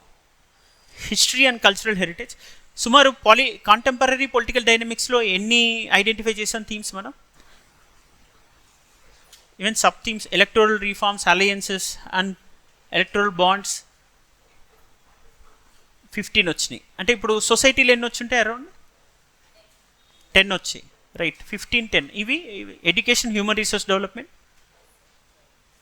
7 ఓకే, 7, 22 అండ్ 10 ఒక అరౌండ్ మనకి ఒక 30-35 టాపిక్స్ వచ్చి ఉంటాయి. అయినా కూడా మన హిస్టరీ అండ్ కల్చరల్ హెరిటేజ్ కూడా చాలా ప్రామినెంట్ థీమ్ ఇది. దీనిలో ఒకవేళ 2 టాపిక్స్ ఉన్నాయి ఒక సెక్షన్లో, 3 ఇచ్చి ఒకటి రాయమంటున్నారు. డామినెన్స్ ఏదై ఉండొచ్చు ఒక సెక్షన్లో, సమ్టైమ్స్ హిస్టరీ కల్చరల్ హెరిటేజ్ అవ్వచ్చు, లేదా సోషల్ ఇష్యూస్ అవ్వచ్చు, సైన్స్ అండ్ టెక్నాలజీ అవ్వచ్చు. ఏదో పర్టికులర్ డామినెన్స్ దేనికి ఉంటుంది అనేది మనం చూసుకోవడానికి లేదు. That is also very important. అంటే నేనేమంటున్నా అంటే, మీరు ఏ టాపిక్ చూస్ చేసుకున్నా మీ దగ్గర డెఫినెట్లీ ఒక 10 to 15 పాయింటర్స్ ఉండాలి. అంటే డాటా పాయింటర్స్ జస్టిఫై చేసుకోవడానికి. ఆ డాటా పాయింటర్స్ నేను ఇచ్చిన వాటిని మీరు ఎలా తిప్పిరాస్తారో మీ ఇష్టం, మీరు ఎలా అయినా తిప్పిరాయండి. ఇప్పుడు ఇచ్చిన అన్ని టాపిక్స్ మీద డాటా పాయింటర్స్ ఇస్తాను. ఇప్పుడు సపోజ్ ఎడ్యుకేషన్ సెక్టర్ రిఫార్మ్స్ అన్నాం, టోటల్ మీకు ఏం కావాలి? ఇప్పటి వరకు ఎవల్యూషన్ ఆఫ్ ఎడ్యుకేషన్ సిస్టమ్ ఏంటి, డిఫరెంట్ కమిషన్స్ ఏంటి, ఏ కమిషన్ ఏమేమి సిఫార్సు చేసింది, వాటి ఇంప్లిమెంటేషన్ ఎలా ఉంది, వాటిలో ఛాలెంజెస్ ఏంటి, వాటిని ఎట్లా ఓవర్కమ్ చేయాలి. ఈ పాయింటర్స్ మీ చేతిలో ఉన్నప్పుడు వాటిని ఎలా మీరు యూటిలైజ్ చేస్తారనేది మీ ఇష్టం, right? So same skill development మీద అనుకుందాం. స్కిల్ డెవలప్మెంట్ అంటే అసలు ఫస్ట్ స్కిల్ డెవలప్మెంట్ ఇనిషియేటివ్ ఎప్పుడు స్టార్ట్ అయింది, కంపారిటివ్ అనాలిసిస్ ఏంటి, భారతదేశంతో పోలిస్తే ఇతర దేశాల్లో స్కిల్ ఎకో సిస్టమ్ ఎలా ఉంది, స్కిల్ కరిక్యులం ఎలా ఇంట్రొడ్యూస్ చేయాలి, ప్రజెంట్ స్కిల్ యూనివర్సిటీ నెసెసిటీ ఏంటి, అండ్ స్కిల్ మ్యాన్ పవర్ని ఎలా మనం సప్లై చేయగలగాలి. గ్లోబల్ అంటే high end tech savvy skill work force to be exported to enter global supply chain market అనేది మనం తీసుకెళ్ళాలి. అది human resource development and role of this education and human resource development in various sectors అనేది తీసుకోవడం. వీటికి pointers చేసుకుంటే చాలు. Next ఇప్పుడు మనం హిస్టరీ అండ్ కల్చరల్ హెరిటేజ్ చూస్తే, అసలు ఎందుకు చదవాలని ఆలోచిస్తే మనకి న్యాచురల్గా ఫస్ట్ స్ట్రగుల్, మనం ఇండిపెండెన్స్ స్ట్రగుల్ అనుకుంటే లేదా యాంటీ కొలోనియల్ స్ట్రగుల్ ఏది తీసుకున్నా, మనం స్ట్రగుల్ అనేది పొలిటికల్ టెరిటరీకి మాత్రమే జరగల, పొలిటికల్ టెరిటరీ కోసమే కాదు జరిగింది, అందులో కల్చరల్ స్ట్రగుల్ కూడా ఉంది. సో కల్చరల్ స్ట్రగుల్ ఉండడం వల్ల న్యాచురల్గా మనం ఏం డిఫైన్ చేసుకోవాలి, ఏం డిస్కస్ చేసుకోవాల్సి వస్తుంది. You need to understand the roots from where you have emanated and your civilizational ethos are rooted. Okay, మన నాగరిక విలువలు మూలాలను తెలుసుకోవాలంటే మనం ఏది అధ్యయనం చేయాలి? మన సంస్కృతి వారసత్వ సంపద మనకు తెలియాలి, నాగరిక మూలాలు విలువలు మనకి తెలియాలంటే. కాబట్టి మనం కల్చరల్ స్ట్రగుల్ అనేది ఒక థీమ్గా అనుకుందాం. దానిలో అది బ్రాడ్ థీమ్ అయితే క్వశ్చన్స్ ఎలా అడిగే అవకాశం ఉంటుంది అనేది కూడా మనం డిఫైన్ చేసి నీకు క్వశ్చన్స్ దాని పాయింటర్స్ ఇస్తాను, తీసుకోండి. కల్చరల్ స్ట్రగుల్ అనే ఒక థీమ్లో ఎలా అడగచ్చు? History and cultural heritage of India. ఇందులో కల్చరల్ స్ట్రగుల్ అంటే భారతదేశం ఏన్షియంట్ టైమ్స్లో లిటరేచర్, ఆర్కిటెక్చర్, ఆర్ట్ ఫామ్స్లో ఎటువంటి ఉన్నతిని చూసింది, తర్వాత క్రమంలో ఎటువంటి పతనాన్ని చూస్తూ వచ్చింది, తర్వాత పోస్ట్ ఇండిపెండెన్స్ టైంలో మళ్ళీ ఎలా కల్చరల్ రినెసాన్స్ వైపు అడిగేసింది, 18th సెంచరీలో సోషల్ రిలీజియస్ రీఫార్మ్స్లో భాగంగా ఎలా తన కల్చరల్ రినెసాన్స్ తీసుకోగలిగింది, సాంస్కృతిక పునరుజ్జీవనం చోటు చేసుకుంది అనేది ఈ సంస్కృతి. ఇందులో architecture, literature and art forms పరిణామ క్రమాన్ని మనం అర్థం చేసుకోవాల్సి ఉంటుంది. వాటి కాంట్రిబ్యూషన్ ఏంటి, ఇవి అర్థం చేసుకోవడం వల్లనే మనకి పూర్తిగా సెల్ఫ్ రూల్ అంటే సోవరెనిటీ అనే పట్ల అవగాహన వస్తుంది. సోవరెనిటీ అంటే ఎక్స్టర్నల్ ఇన్ఫ్లుయెన్స్ లేకుండా మన లాంగ్వేజ్, మన లిటరేచర్, ఆర్కిటెక్చర్ పైన మనకున్నటువంటి ఇంపార్టెన్స్ ఏంటి తెలిస్తే అప్పుడు దాన్ని ఎందుకు ప్రొటెక్ట్ చేయాలో తెలుస్తుంది. అందుకే ఏపీఎస్సి 20లో వచ్చిన క్వశ్చన్ ఏముంది, యూత్ రోల్ ఏంటి ప్రొటెక్ట్ చేయడంలో, కల్చర్ అండ్ హెరిటేజ్ విషయంలో యూత్ రోల్ ఏంటి అని అడిగారు. అంటే దాని అర్థం protection and preservation of culture and heritage of India is the responsibility అనేటట్టుగా. యూపీఎస్సీ క్వశ్చన్స్ చూసుకున్నా, are we losing our local identity in the name of global identity అని అడుగుతున్నారు. సపోజ్ అలాంటివి ఆలోచించిన ఈ పర్స్పెక్టివ్లో ఆలోచిస్తే మనం ఏమేమి తీసుకోవాలి థీమ్స్, కల్చరల్ స్ట్రగుల్, దేన్ని సంస్కృతి అంటాం, ఏది వారసత్వ సంపదకు వస్తుంది, ఏం కోల్పోయాం, ఏవి పరిరక్షించుకోవాలి అనే పర్స్పెక్టివ్లో ఉంటుంది. వాటి పాయింటర్స్ అన్నీ మీకు థీమ్స్ కూడా రిలీజ్ పాయింటర్స్లో చెప్తాను. మీకు ప్రతి పాయింటర్ ఒక క్వశ్చన్ అవ్వచ్చు. సపోజ్ టూరిజం అనేది అనుకుంది. ఇప్పుడు India's tourism potential is rooted in where, ఒక క్వశ్చన్ అడిగాను, India's tourism potential is rooted in history and cultural heritage అన్నాం. అంటే న్యాచురల్గా మనం ఏం చూడాల్సి వస్తుంది, ఇప్పుడు టూరిజం సర్క్యూట్స్ అని మీరు లేదా పిల్గ్రిమేజ్ రీజువనేషన్ అనే ప్రసాద్ స్కీమ్ తీసుకున్నా, దానిలో ఏముంటున్నాయి? Ramayana circuit, Sufi circuit, Buddhist circuit అని టోటల్ సర్క్యూట్స్లో మొత్తం ఏముంది? అండ్ కల్చర్ అండ్ హెరిటేజ్ ఉంది. రైట్? అంటే tourism as potential force for or base for India's culture and heritage, or India's culture and heritage is the base for tourism potential, vice versa అలా తీసుకోవచ్చు. Next yoga and Ayurveda, Ayush. Yoga and Ayurveda are most important prominent themes as part of India's culture and heritage. అదొక theme అవ్వచ్చు. So మనం cultural struggle అన్నాము, evolution of India's history and cultural heritage అన్నాము. Next tourism and history cultural heritage, vice versa. Tourism as the base for culture and heritage and culture and heritage as base for tourism అనొచ్చు. Yoga and Ayurveda, AYUSH వీటి మీద. Next youth and cultural heritage. న్యాచురల్గా ఇది రాసే వాళ్ళు ఎక్కువ మంది యూతే కాబట్టి ఇంకో 10 years తర్వాత పెడితే అది 52 yearsకి మార్చాలి. ఇది అలా కాకుండా వీళ్ళు న్యాచురల్గా అసలు వీళ్ళ థింకింగ్ పర్స్పెక్టివ్ ఇది రాస్తున్న వాళ్ళు యూత్ కాబట్టి క్వశ్చన్స్ అట్లా. So youth and cultural heritage, ఇది యూత్ అండ్ కల్చరల్ హెరిటేజ్. ఇంకొకటి soft power, India soft power. Culture heritage తీసి ఆలోచించండి, ఇండియాకి సాఫ్ట్ పవర్ ఉంటుందా? ఇప్పుడు చైనాకి మ్యానుఫ్యాక్చరింగ్ గ్రోత్, మిలిటరీ స్ట్రెంగ్త్ తీసి పక్కన పెట్టండి, అంటే మనీ అండ్ మిలిటరీ ఈ రెండు తీసి పక్కన పెట్టండి, దానికి పవర్ ఉంటుందా? Hard power. హార్డ్ పవర్ అంటే military and money, military strength అది. సాఫ్ట్ పవర్ అంటే culture and heritage. So culture and heritage తీసేస్తే సాఫ్ట్ పవర్ లేదు. చైనాకి సాఫ్ట్ పవర్ ఏది? అదే తన సొంత మతాన్ని చంపేసుకుంది, అదే తన సొంత ప్రజల జీవన విధానాన్ని మార్చేసింది, డ్రెస్సింగ్ కల్చర్, లాంగ్వేజ్ అంతా ఒకటే లాంగ్వేజ్ తెచ్చేసింది, రకరకాల జాతుల గిరిజనుల సంస్కృతిని చంపేసింది. ఓకే, వేరే మతాలని బతకని ఇట్లా అవి కూడా చంపేసింది. ఫైనల్గా అన్నీ చంపేసి ఏం చేసింది? హార్డ్ పవర్ అయ్యి చైనాని ఎవరు నమ్మని పరిస్థితిలో ఉన్నారు. చైనా వ్యాక్సిన్ ఫ్రీకి ఇస్తానే ఎవడు తీసుకోడు, ఇండియా ఇస్తుందంటే 90 దేశాలు తీసుకున్నాయి బేసిక్గా. అంటే soft power is soft capital and trust build చేస్తుంది, కాన్ఫిడెన్స్ బిల్డింగ్ మెషర్స్లో పార్ట్ అది. So India's culture and heritage, ఇప్పుడు international day of yoga is one of the soft powers of India. ఇట్లా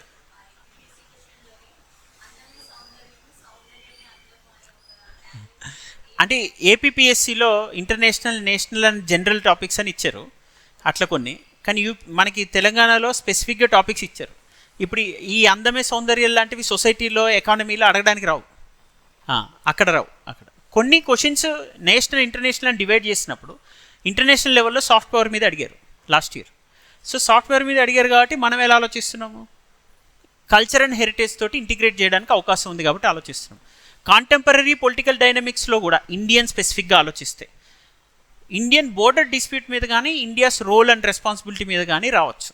మ్యాక్సిమం అది 90% మనం రాయాల్సిన అవసరం లేదు, అంత ప్రిపేర్ అవ్వకలు. ఒకవేళ అడిగితే యుఎన్ఎస్సి పర్మనెంట్ సీట్ మీద, అండ్ చైనీస్ అగ్రెషన్ పైన, అండ్ ఇండియాస్ నైబర్హుడ్ రిలేషన్షిప్ పైన, వీటి మీద ఎక్కువ ఫోకస్ ఉంటుంది, అండ్ ఇండియా సాఫ్ట్ పవర్ పైన. ఓకే, అంటే మనం ఒకవేళ contemporary political dynamics with respect to India మనం స్టార్ట్ చేస్తే క్వశ్చన్స్ వేటి మీద ఫోకస్ చేయొచ్చు? యుఎన్ఎస్సి పర్మనెంట్ సీట్ ఉండొచ్చు. Next India's role in restoration of peace, UN peace keeping ఫోర్స్లో ఉండొచ్చు.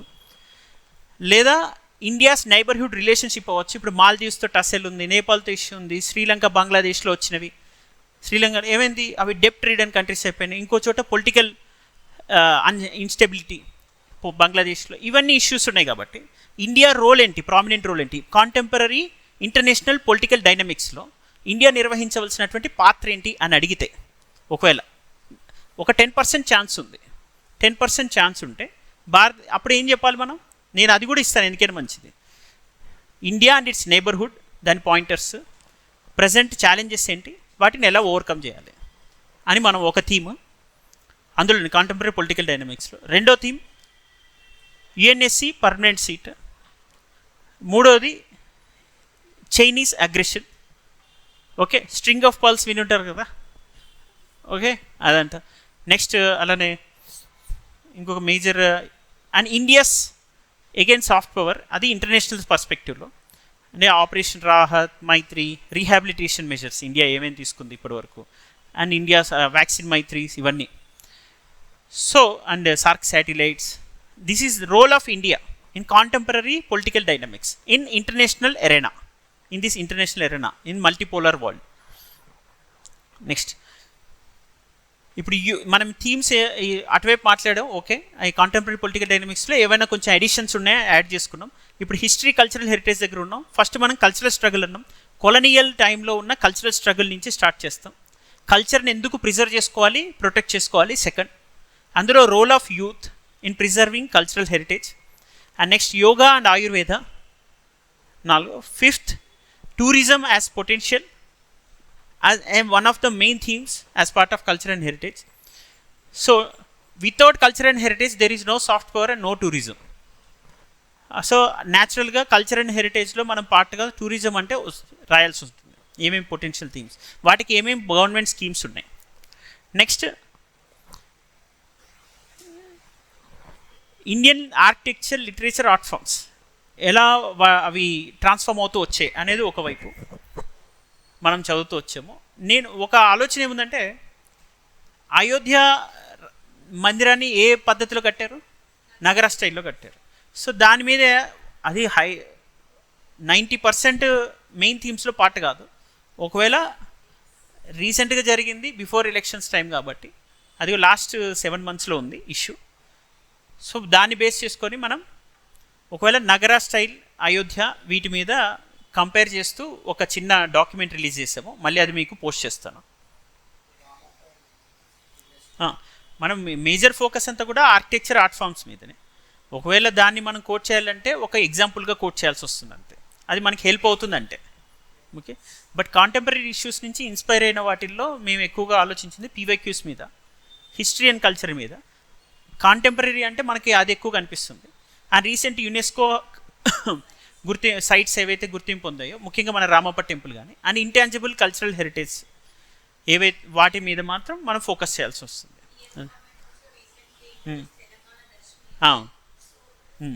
అదే అందులో ట్రైబల్ సర్క్యూట్స్ ఉన్నాయి, ప్లస్ టూరిస్ట్ సర్క్యూట్స్ ఉన్నాయి. దానిలో ఈ సర్క్యూట్స్ని కూడా మనం డిస్కస్ చేయాల్సి వస్తుంది. అంటే పెద్దగా ఇంపార్టెంట్ థీమ్స్ కావాలి. లెట్ ఇట్ బి, మనకి 3 questions అడుగుతున్నారు కదా, అందులో మేజర్గా ఫస్ట్ ఎగ్జామినర్ అడిగే క్వశ్చన్ ఏదై ఉండొచ్చో మీరు ఆలోచించి చూడండి. ఇండియాస్ కల్చర్ హెరిటేజ్ నెసెసిటీ ఏంటి, ప్రొటెక్ట్ చేసుకోవడం, అందులో ఎవరి రెస్పాన్సిబిలిటీ ఉంది, who are the stakeholders involve, why should you read culture and heritage of India, because it is part of your tourism potential and soft power, and also it is your strength, it gives you civilisational ethos to understand, and it is identity, your identity. So ఇవన్నీ దృష్టిలో పెట్టుకొని cultural struggle and colonial times నుంచి ఎలా struggle అవుతూ వచ్చామో, cultural struggle, yoga, Ayurveda, role of youth, వీటి మీద మనం ఫోకస్ చేసుకోగలిగితే మోర్ ఆర్ లెస్ వీటి మీద తయారు చేసుకున్న పాయింటర్సే తిప్పి అవే వస్తాయి ఎగ్జామ్కి. వీటినే మనం యూజ్ చేసుకోవాల్సి వస్తుంది ఎక్కువ.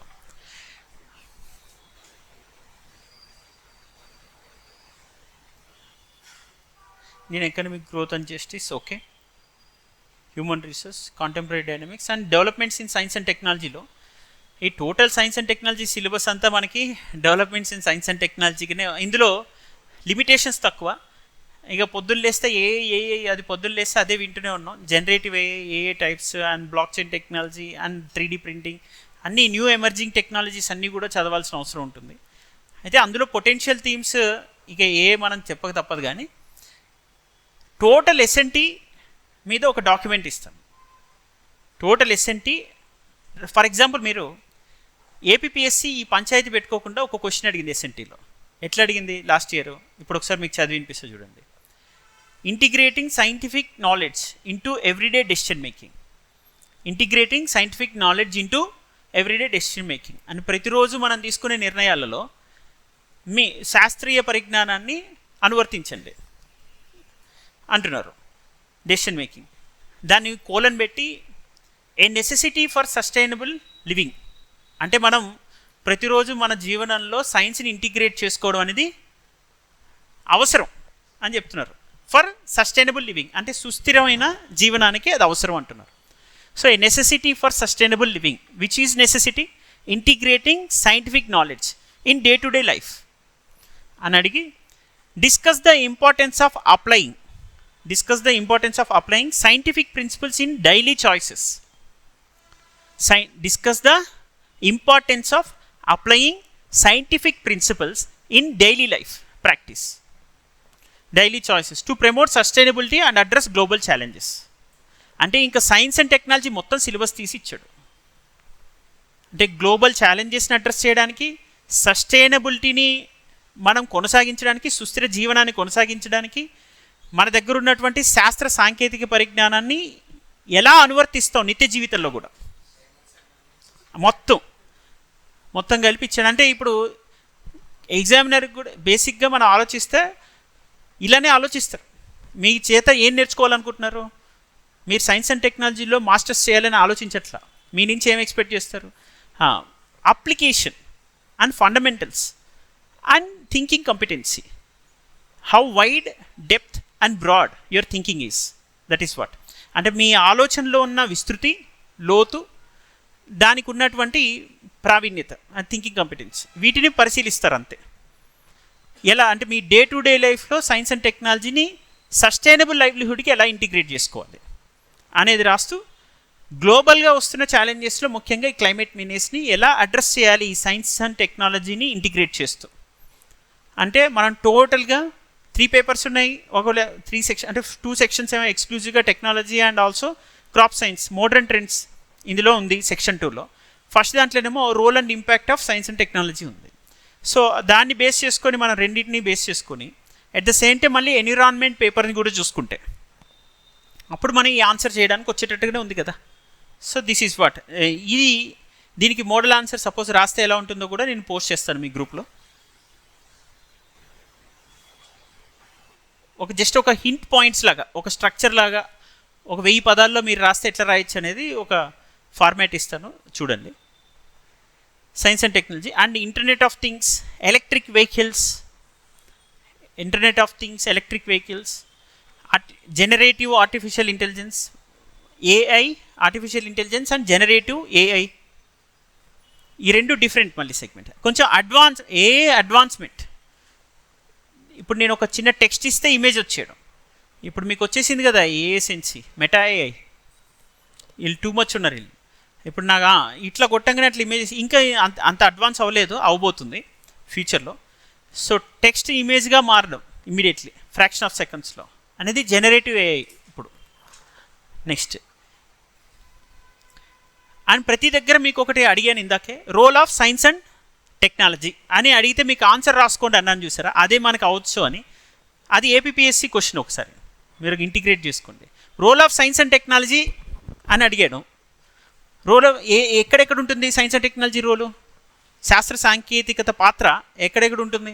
వ్యక్తిగత జీవితంలో ఉంది, సుస్థిర జీవనంలో ఉంది, సుస్థిర అభివృద్ధిలో ఉంది, అనేక సమస్యల పరిష్కారంలో ఉంది. ఇవన్నీ అది ఏ సమస్యలు ఉంటాయి? ఆర్థిక సమస్యల పరిష్కారం ఉంటుంది. ఈవెన్ నువ్వు స్కిల్ ఇవ్వాలన్నా సైన్స్ కావాలి కదా. హ్యూమన్ రిసోర్స్ డెవలప్మెంట్కి కూడా సైన్స్ కావాలనే కదా అర్థం. సో నీ పాలసీ మేకింగ్లో కూడా సైన్స్ ఇంటిగ్రేట్ చేసుకోవాలి. గవర్నెన్స్, నువ్వు గుడ్ గవర్నెన్స్ ఇవ్వాలన్నా సైన్స్ అండ్ టెక్నాలజీ ఉండాలి. Role of science and technology అంటే మొత్తం ఎన్ని డైమెన్షన్స్ వీలైతే అన్ని. ఒక సోషల్ ఇంక్లూసివిటీ, డెమోక్రటైజేషన్, సోషలైజేషన్, వీటికి సైన్స్ అండ్ టెక్నాలజీ కావాలి కదా. ఎడ్యుకేషన్ని కూడా డెమోక్రటైజ్ చేయాలంటే సైన్స్ అండ్ టెక్నాలజీ కావాలి. హెల్త్ సెక్టార్లో కూడా నువ్వు రివల్యూషనరీ రిఫార్మ్స్, చేంజెస్ తీసుకురావాలన్నా సైన్స్ అండ్ టెక్నాలజీ కావాలి. అంటే మనం పాలిటీ అన్నాము, ఈవెన్ హ్యూమన్ రిసోర్సెస్ కన్నాము, individual day to day life అన్నాము, గ్లోబల్ ఛాలెంజెస్ని అడ్రస్ చేయడానికి సస్టైనబిలిటీకి అన్నాము, అండ్ హెల్త్, ఎడ్యుకేషన్ సెక్టార్లో అంటున్నాము. ఎటువైపు ఆలోచించినా science and technology role is inevitable. And గవర్నెన్స్లో అన్నాము, ఎఫిషియంట్ అండ్ ఎఫెక్టివ్ అడ్మినిస్ట్రేషన్లో, ఈ గవర్నెన్స్లో ఈ సైన్స్ అండ్ టెక్నాలజీ చాలా కీలక పాత్ర పోషిస్తా ఉన్నా. సో ఇలా role of science and technology అనుకొని ఒకసారి రాస్తురండి.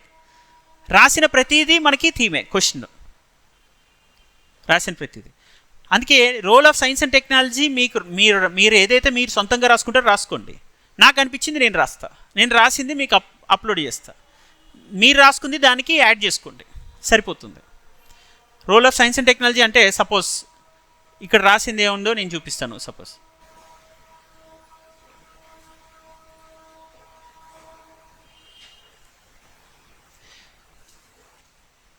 ఫస్ట్ రోల్ వేటికి ఒకటి అగ్రికల్చర్ అనుకోండి, role of science and technology. మనం ఏం పెట్టచ్చు, ఈనాం పెట్టచ్చా? అండ్ మనకి ముఖ్యంగా ఆర్గానిక్ ఫార్మింగ్లో లేదా జీరో బడ్జెట్ న్యాచురల్ ఫార్మింగ్లో మనం ఏ కన్వెన్షనల్ సైన్స్ వాడుతున్నామా? అండ్ టెక్నాలజీ ఇంటిగ్రేట్ చేయడం అంటే ఏమవుతుంది? ఫెర్టిలైజర్సా, బయోపెస్టిసైడ్సా, మోడర్న్ ట్రెండ్స్ అవి ఇంటిగ్రేట్ చేసుకోవచ్చు. అగ్రికల్చర్ అంటే సపోజ్ లెట్స్ థింక్, అండ్ వాటి మార్కెటింగ్కి వెళ్ళాం అనుకో, అగ్రికల్చర్ మార్కెటింగ్కి ఈనాం ఉందా? ఇవన్నీ ఆన్సర్ అవుతున్నాయి కదా ఈనాం. సో అంటే మనం డిజిటల్ ఇంటిగ్రేషన్ చేస్తున్నామా? అండ్ హెల్త్లోకి వెళ్తే టెలిమెడిసిన్ ఎలాగో ఉండాలా? ఎడ్యుసేట్ ఉందా ఎడ్యుకేషన్కి వెళ్తే? ఇప్పుడు జస్ట్ ఐడియాస్ ఇవి, మీరు ఏం యాడ్ చేసుకుంటారో మీ ఇష్టం, ఇంకా ఇన్నోవేటివ్గా. నెక్స్ట్ డిజిటల్ హెల్త్ అండ్ వెల్బీయింగ్లో కూడా సైన్స్ అండ్ టెక్నాలజీ ఉందా? ఎస్డిజీస్కి అప్లై చేస్తే సైన్స్ అండ్ టెక్నాలజీ ప్రతి ఎస్డిజీలో వస్తుందా? సస్టైనబుల్ డెవలప్మెంట్ అండ్ లైవ్లీహుడ్కి. నెక్స్ట్ ఎస్డిజీస్లో అర్బనైజేషన్లో సస్టైనబుల్ లైవ్లీహుడ్కి అండ్ ఆల్సో ఎనర్జీస్ ఛాలెంజెస్ని అడ్రస్ చేయడానికి అండ్ రెన్యూవబుల్ ఎనర్జీ ఇంటిగ్రేషన్కి, వాటర్ మేనేజ్మెంట్కి సైన్స్ అండ్ టెక్నాలజీ ఉంటుందా? ఇప్పుడు డ్రిప్ ఇరిగేషన్, స్ప్రింక్లర్ ఇరిగేషన్ చేసిన, next green building code introduce చేసిన దానిలో సైన్స్ అండ్ టెక్నాలజీ ఇంటిగ్రేట్ అయిందా? గ్రీన్ బిల్డింగ్ కోడ్ అని వినుంటారు కదా, రైట్? సో ఇలా మొత్తం. అండ్ ప్రివెంటివ్ హెల్త్ కేర్ విషయంలో AYUSH is part of conventional సైన్సా? ఓకే, దీన్ని మళ్ళీ మనము గ్లోబలైజ్ చేస్తున్నామా? పేటెంట్ తీసుకుంటున్నామా? ట్రెడిషనల్ డిజిటల్ నాలెడ్జ్ లైబ్రరీ పెడుతున్నామా? TKDL, traditional knowledge digital library కదా పెడుతున్నామా? దాన్ని పైరేట్ కాకుండా, బయోపైరసీ కాకుండా కూడా ప్రొటెక్ట్ చేయడానికి సైన్స్ అండ్ టెక్నాలజీ కదా ఆయుష్ ఇవన్నీ. సో ఇప్పుడు మనం role of science and technology అంటే మీకు పొటెన్షియల్గా ఆర్టిఫిషియల్ ఇంటెలిజెన్స్ చెప్పాము, 3D ప్రింటింగ్ అని అంటాము.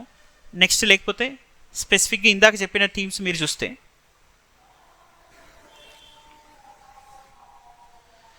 ఎస్ జనరేటివ్ ఏఐ అన్నాము, అండ్ ఇంటర్నెట్ ఆఫ్ థింగ్స్ అన్నాం, ఎలక్ట్రానిక్ వెహికల్స్ అన్నాము, రైట్? ఇవన్నీ science and technology and sustainable లైవ్లీహుడ్కి అన్నాము సైన్స్ అండ్ టెక్నాలజీ. యూపీఎస్సీ పీవైక్యూనే చూడండి ఒకసారి, science and climate resilient technologies for sustainable development అనేటట్టుగా అడిగారు కదా, 2017 question. Okay, alternative technologies for climate resilience అని అడిగారు. Sorry, alternative technologies for climate resilient India, 2017 question ఒకసారి చూస్తే. Alternative technologies for climate resilient India.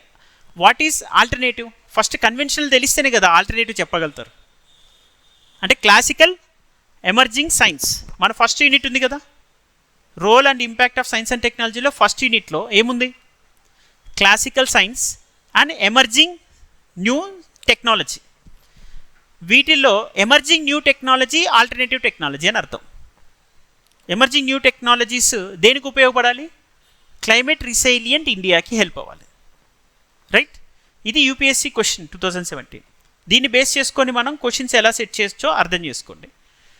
So science and technology role అని అనుకుంటే వేటిలో ఉంది? ఎకానమీలో దాని రోల్ ఏంటి, హెల్త్ ఎడ్యుకేషన్లో రోల్ ఏంటి, అగ్రికల్చర్ సెక్టర్లో రోల్ ఏంటి, ఆల్సో ఎడ్యుకేషన్ హెల్త్, ఇంకా science and technology role, sustainable డెవలప్మెంట్లో దాని రోల్ ఏంటి. ఇది overall theme. Okay, next technology future space exploration, ముఖ్యంగా future of India space exploration, future of India space exploration అదొకటి.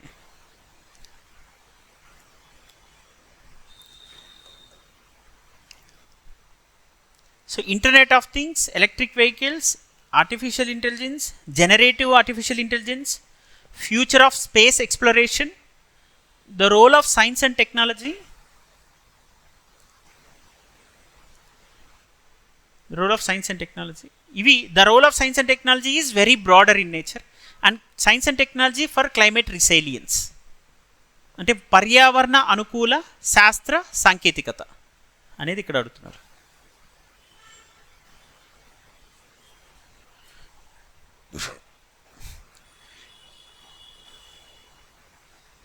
రైట్, మొత్తం మనకి అయిపోయింది. కాంటెంపరీ సోషల్ ప్రాబ్లమ్స్ అవన్నీ అయింది.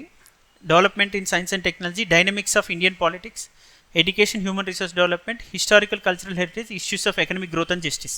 టోటల్గా మనకి ఎన్ని వచ్చి ఉండొచ్చు అండి? ఒక 45 వచ్చి ఉండొచ్చా? 43యా?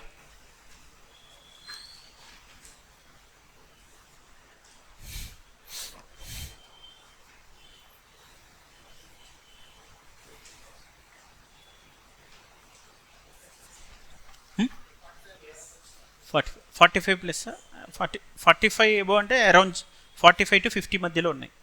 సో వీటిని ఈ 45 to 50 ఏవైతే ఉన్నాయో వాటికి ఒక్కొక్క దానికి ఒక 2-3 పేజెస్, సమ్టైమ్స్ కొన్నిటికి మోడల్ ఎస్సెస్ రిలీజ్ చేస్తాము. అవి చూడండి, జస్ట్ చూసుకుంటే చాలా, అంతే. మీకు అంతా ఆల్రెడీ ఉన్న నాలెడ్జ్, జస్ట్ ఇవి చూసుకొని వీటి మీదనే కొంచెం ప్రాక్టీస్ చేయండి. ఇవే ఎస్సెస్ అనుకొని ప్రాక్టీస్ చేసి పెట్టుకోండి. రోజుకి 2 ఎస్సెస్ రాయండి. ఫస్ట్ ఎస్సే ఏదైతే 2 రాయిపోయినా ఒకటి రాయండి. ఆ ఎస్సే ఎలా ఉండాలంటే రోల్ లాగా ఉండాలి. రోల్ ఆఫ్ ఎస్ఎన్టీ లాగా, role of education human resource లాగా. మీరు ఏవైతే దానికి సంబంధించిన అన్నీ చదివారో, ఇప్పుడు కాంటెంపరీ పొలిటికల్ డైనమిక్స్ దగ్గర ఎంటైర్ డెమోక్రసీ మీద రాయండి. ఎక్స్క్లూజివ్గా ఎలక్టోరల్ బాండ్స్ మీద, లేదా ఎలక్టోరల్ అలయన్స్ పైన, లేదా క్రిమినలైజేషన్ ఆఫ్ పాలిటిక్స్ పైన, ఫెడరలిజం ఇన్ ట్రెండ్స్ పైన రాయకుండా ఎంటైర్ డెమోక్రసీ మీద రాయండి. డెమోక్రసీలో ఆటోమేటిక్గా ఇవన్నీ మీరు రాయాల్సి వస్తుంది ఆన్సర్. ఇండియాస్ డెమోక్రసీ, సపోజ్ మీరు అనుకోండి ఇండియాస్ డెమోక్రసీ ఈజ్ మిత్ అన్నాను నేను, మీరేమని రాస్తారు? అంటే మనము భారతదేశ ప్రజాస్వామ్యం అనే భ్రమలో ఉన్నాం అనుకున్నాం. అంటే లేదు, భ్రమ కాదని చెప్పాలి, భ్రమలో ఉండడానికి కారణం ఏంటో కూడా చెప్పాలి. అలాంటి అనుకుంటున్నాం.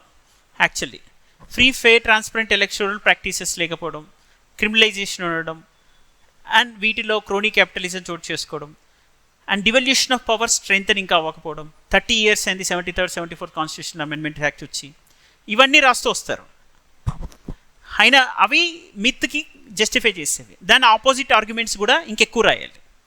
సో సపోజ్ ఒక ఎగ్జాంపుల్గా తీసుకోండి. అంటే ఇందులో ఆటోమేటిక్గా అన్ని డైమెన్షన్స్ కవర్ అవుతాయి. అన్ని డైమెన్షన్స్ కవర్ అవ్వడం వల్ల మీకు హోలిస్టిక్గా కాంటెంపరీ పొలిటికల్ డైనమిక్స్లో ఒక 4-5 ఏరియాస్ని కలిపి ఒక ఎస్సేగా ప్రాక్టీస్ చేసినట్టు అర్థం. సేమ్ అలానే ఒక జుడిషియరీ మీద ఒక 4-5 టాపిక్స్ మీద కలిపి ఒక ఎస్సే రాసినట్టు ఉండాలి.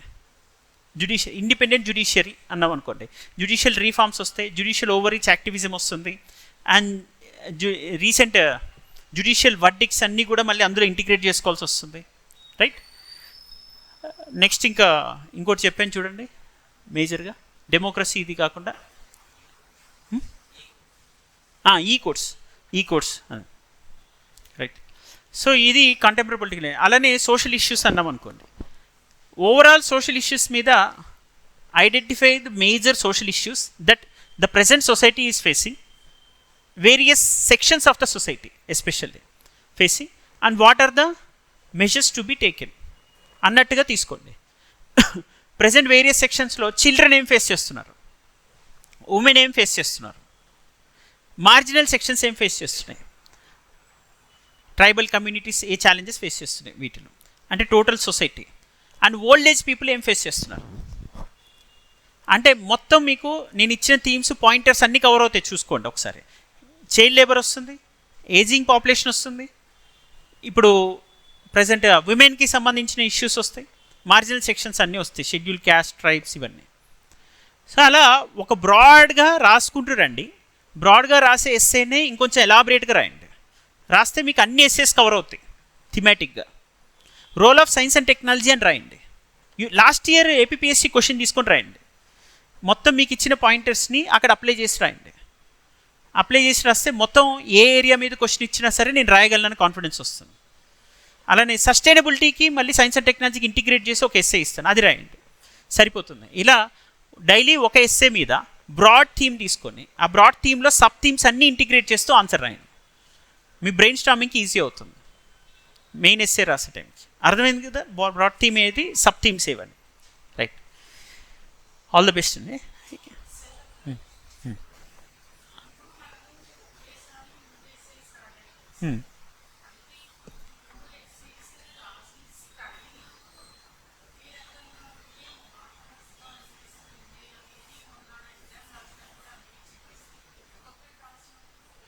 డిఫరెంట్ డిఫరెంట్ సెక్షన్స్ కదా.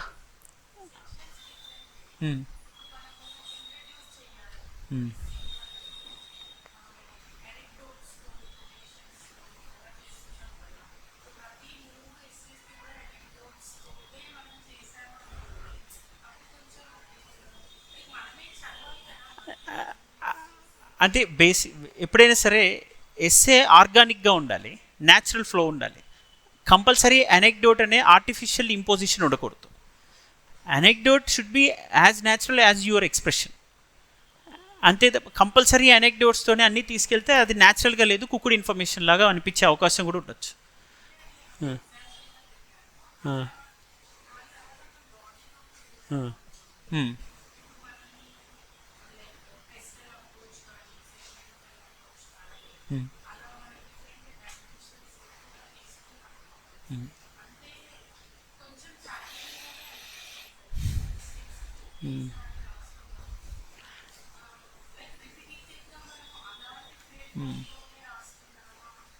అట్లా ఎందుకు అంటే చూస్ చేసుకునేటప్పుడు కొంచెం వైస్గా ఉండాలి. నేను ఎట్లా లేదు, ఎక్కువ స్కోరింగ్ ఇది చూస్ చేసుకుంటుంటుందని కాదు, మన క్వశ్చన్కి జస్టిస్ చేయడం మీద డిపెండ్ ఉంటుంది, ఫ్లో ఆఫ్ ఇన్ఫర్మేషన్ పైన అండ్ మీ లాంగ్వేజ్ కంపిటెన్సీ పైన, మీ కనెక్టివిటీ ఆఫ్ ఐడియాస్ పైన డిపెండ్ అయి ఉంటుంది ఎస్ఏలో.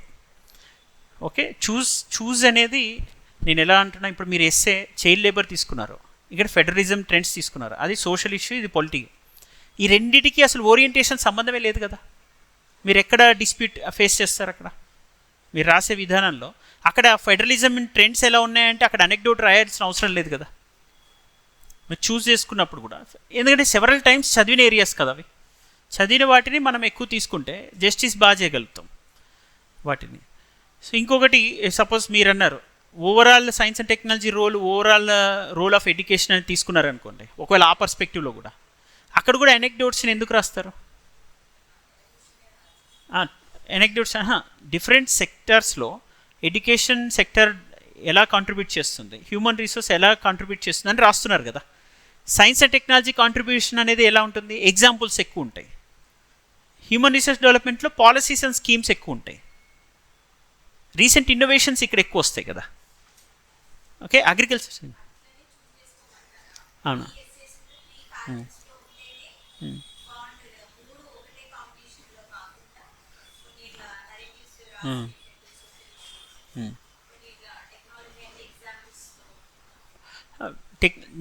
ఎగ్జామ్ న్యాచురల్ డిమాండే ఎస్ఎన్టీ అన్నప్పుడు ఎగ్జాంపుల్స్ ఎక్కువ ఉంటాయి. న్యాచురల్ డిమాండ్ ఇప్పుడు కంటెంపరీ పొలిటికల్ డైనమిక్స్ అంటే recent judgments, government enactments, bills, వాటి మీద ఎక్కువగా ఫోకస్ చేస్తారు. అండ్ ఆర్గ్యుమెంట్స్ కూడా కొంతమంది కౌంటర్ ఆర్గ్యుమెంట్స్ ఉంటాయి. అదే సొసైటీలో అక్కడ తీసుకునే స్పెసిఫిక్ క్వశ్చన్ బట్టి అక్కడ కొన్నిసార్లు ఆర్గ్యుమెంట్స్ వస్తాయి, కాన్స్టిట్యూషనల్ ప్రొవిజన్స్ వస్తాయి, అట్ ద సేమ్ టైం మళ్ళీ అనెక్డోట్స్ కూడా వస్తాయి. సొసైటీకి అనెక్డోట్స్ అనేవి ఏమైనా కొంచెం హెల్ప్ అవ్వచ్చు. ప్రతి దగ్గర అనెక్డోట్స్ హెల్ప్ అవ్వడానికి స్కోప్ ఉన్న ఏరియాస్ కావాలి. ఓకే, మీరు న్యాచురల్గా రాయండి, న్యాచురల్గా మీకున్న కంటెంట్ రాయండి, డైరెక్ట్గా కూడా రాయండి. దానివల్ల అది ఎంత రిలవెంట్గా రాస్తారో. ఫస్ట్ పాయింట్, 1000 words ఎస్సే రాయడం అనేది ఛాలెంజ్. అది 1 hourలో ఫస్ట్ 1000 words ఎస్సే, అది కూడా ఆర్గానిక్గా ఫ్లో ఉండాలి. ట్రాన్సిషన్ 90% ఎస్సేస్లో ట్రాన్సిషన్ ఉండట్లా. అంటే మీరు ఇప్పుడు రాస్తున్న తర్వాత దీని తర్వాత వచ్చే దీంతో లింక్ అప్ అయి ఉన్న ఇష్యూ ఏంటనేది ఇందులో ఇంటిగ్రేట్ చేస్తూ రావాలి. ఇంటిగ్రేట్ చేస్తూ ఆ నెక్స్ట్ ఇష్యూ అనేది ఇక్కడ చదువుతున్నప్పుడు తెలియాలి. ఆ ఫ్లో అనేది, ఆ కనెక్టివిటీ అనేది ముందున్న పారాగ్రాఫ్కి తర్వాత ఉన్న పారాగ్రాఫ్కి మధ్య ఆ ట్రాన్సిషన్ చూపించాలి. ఎగ్జామినర్ మీ పక్కన ఉండడు, మీరు పక్క నుండి మాట్లాడినట్టుగా ఆ పేపర్ చదువుతుంటే ఫీలింగ్ కలగాలి. ఇప్పుడు సపోజ్ శాస్త్ర సాంకేతిక పాత్రాన్నం రాస్తుంటే దీన్ని మరో కోణంలో ఆలోచిస్తే అని అలా చెప్పడం ట్రాన్సిషన్ అంటే అది. Okay, so the other perspectives associated with it maybe అని అలా చెప్పడం, దాన్ని ఇలా చెబుతూ ఆ ట్రాన్సిషన్లోకి తీసుకెళ్ళాలి. యాజ్ డిస్కస్డ్ అబోవ్ అని చెప్పడం అంటే మనం పైన చర్చించిన విధంగా దీన్ని పరిశీలిస్తే అని ఇలా చెప్పి కింద ట్రాన్సిషన్లోకి తీసుకెళ్ళాలి. అలా చెప్పకుండా మీరు పైన ఒకటి రాసేసారు, నెక్స్ట్ ఇంకొకటి రాసేస్తున్నారు, వీటి మధ్య కనెక్షన్స్ లేవు. సో కనెక్షన్ అనేది, కోహరెన్స్ అనేది బిల్డ్ చేయాలంటే లాంగ్వేజ్లో ట్రాన్సిషన్ స్టేట్మెంట్స్ వాడాలి. ట్రాన్సిషన్ అంటే ఒక పరివర్తనం, ఒక సంధి, ఒక దగ్గర నుంచి ఇంకో దగ్గరికి వెళ్ళే పాయింట్, ఒక డైమెన్షన్. సో ఆ భాష కరెక్ట్గా లేకపోతే ఎగ్జామినర్కి ఫ్లో ఉండదు. ఎస్సే ఎవరైతే 1000 words ఎస్సేని జస్ట్ ఒక 10 minutesలో ఎగ్జామినర్ చదవగలిగాడంటే, ఒక 10 pages రాస్తారు మీరు, ఆ 10 pagesలో రాసిన ఎస్సేని, ఒక 9 pages రాసింది జస్ట్ 9 to 10 minutesలో చదవగలిగేంత వేగంగా మీ ఎస్సే ఉంటే, మీ ఫ్లో ఉంటే మీకు ఎక్కువ మార్క్స్ వస్తాయి. I would have shown my score cards ఇప్పుడు నెక్స్ట్ టైం నేను షేర్ చేస్తాను, దాంట్లో ఒకసారి చూడండి. ఎస్సే ప్రిపరేషన్ అసలు అవసరంలా, ఎస్సేకి ప్రిపరేషన్ అవసరం నిజంగా. ఒక 1 hour డైలీ ప్రాక్టీస్ చేయండి, 150 marks మీ హ్యాండ్లో ఉన్నాయి. నేను ఆల్రెడీ మీకు ఇంతకుముందు చెప్పాను, మనకి ఫిల్టరేషన్ ఉంటుంది. ఫిల్టరేషన్లో 900 marksలో 450 marks ఫిల్టరేషన్కే పెడుతున్నారు. గతంలో లాగా కంప్లీట్గా చాయిస్ బేస్డ్గా లేదు కదా. ఇప్పుడు ప్రతి సెక్షన్లో మనకి 20 marks నాన్ చాయిసబుల్ క్వశ్చన్స్. సో టోటల్గా 300 marks అరౌండ్ నాన్ చాయిసబుల్ క్వశ్చన్స్, పేపర్కి ఒక 60 చొప్పున. సో నాన్ చాయిసబుల్ క్వశ్చన్స్ని ఎవరైతే 300 marks కరెక్ట్గా హ్యాండిల్ చేస్తారో వాళ్ళు వేరియేషన్ క్లియర్గా కనిపిస్తుంది, బాగా చదువుకున్న వాళ్ళు ఎవరు, చదువుకోని వాళ్ళు ఎవరని. అదే కదా నాన్ చాయిసబుల్ అంటే, అవే కదా పేపర్ ప్యాటర్న్ అంతా. అదేంటండి, రామాయణం అయిపోయింది, ఇప్పుడు క్లైమాక్స్లో యుద్ధం చేస్తున్నాం మనం.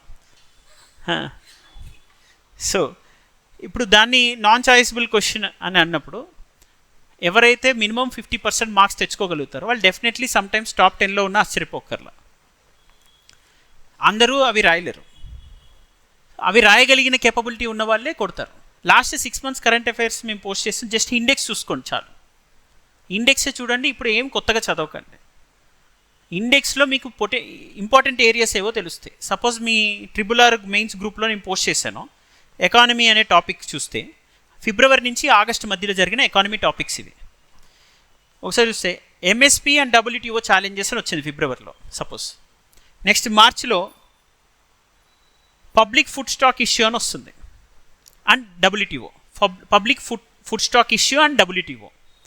నెక్స్ట్ మళ్ళీ మార్చ్ ఎండ్కి వచ్చేసరికి మళ్ళీ 13th ministerial conference of WTO and declaration, అందులో ఉన్న ఇష్యూస్ ఏంటి, సక్సెస్ ఏంటి.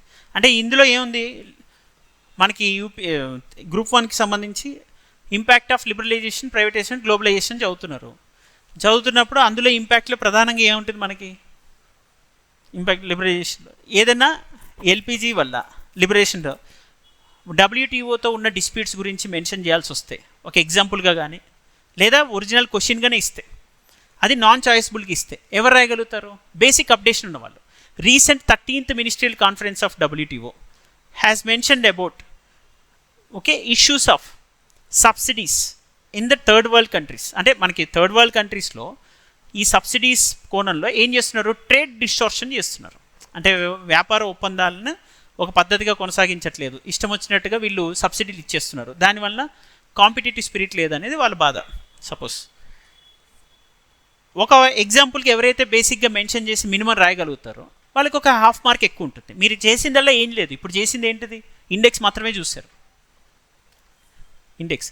అందుకే అవి మేము ఇప్పుడు సపోజ్ RRR వాళ్ళకి క్వశ్చన్స్గా ఇచ్చాం.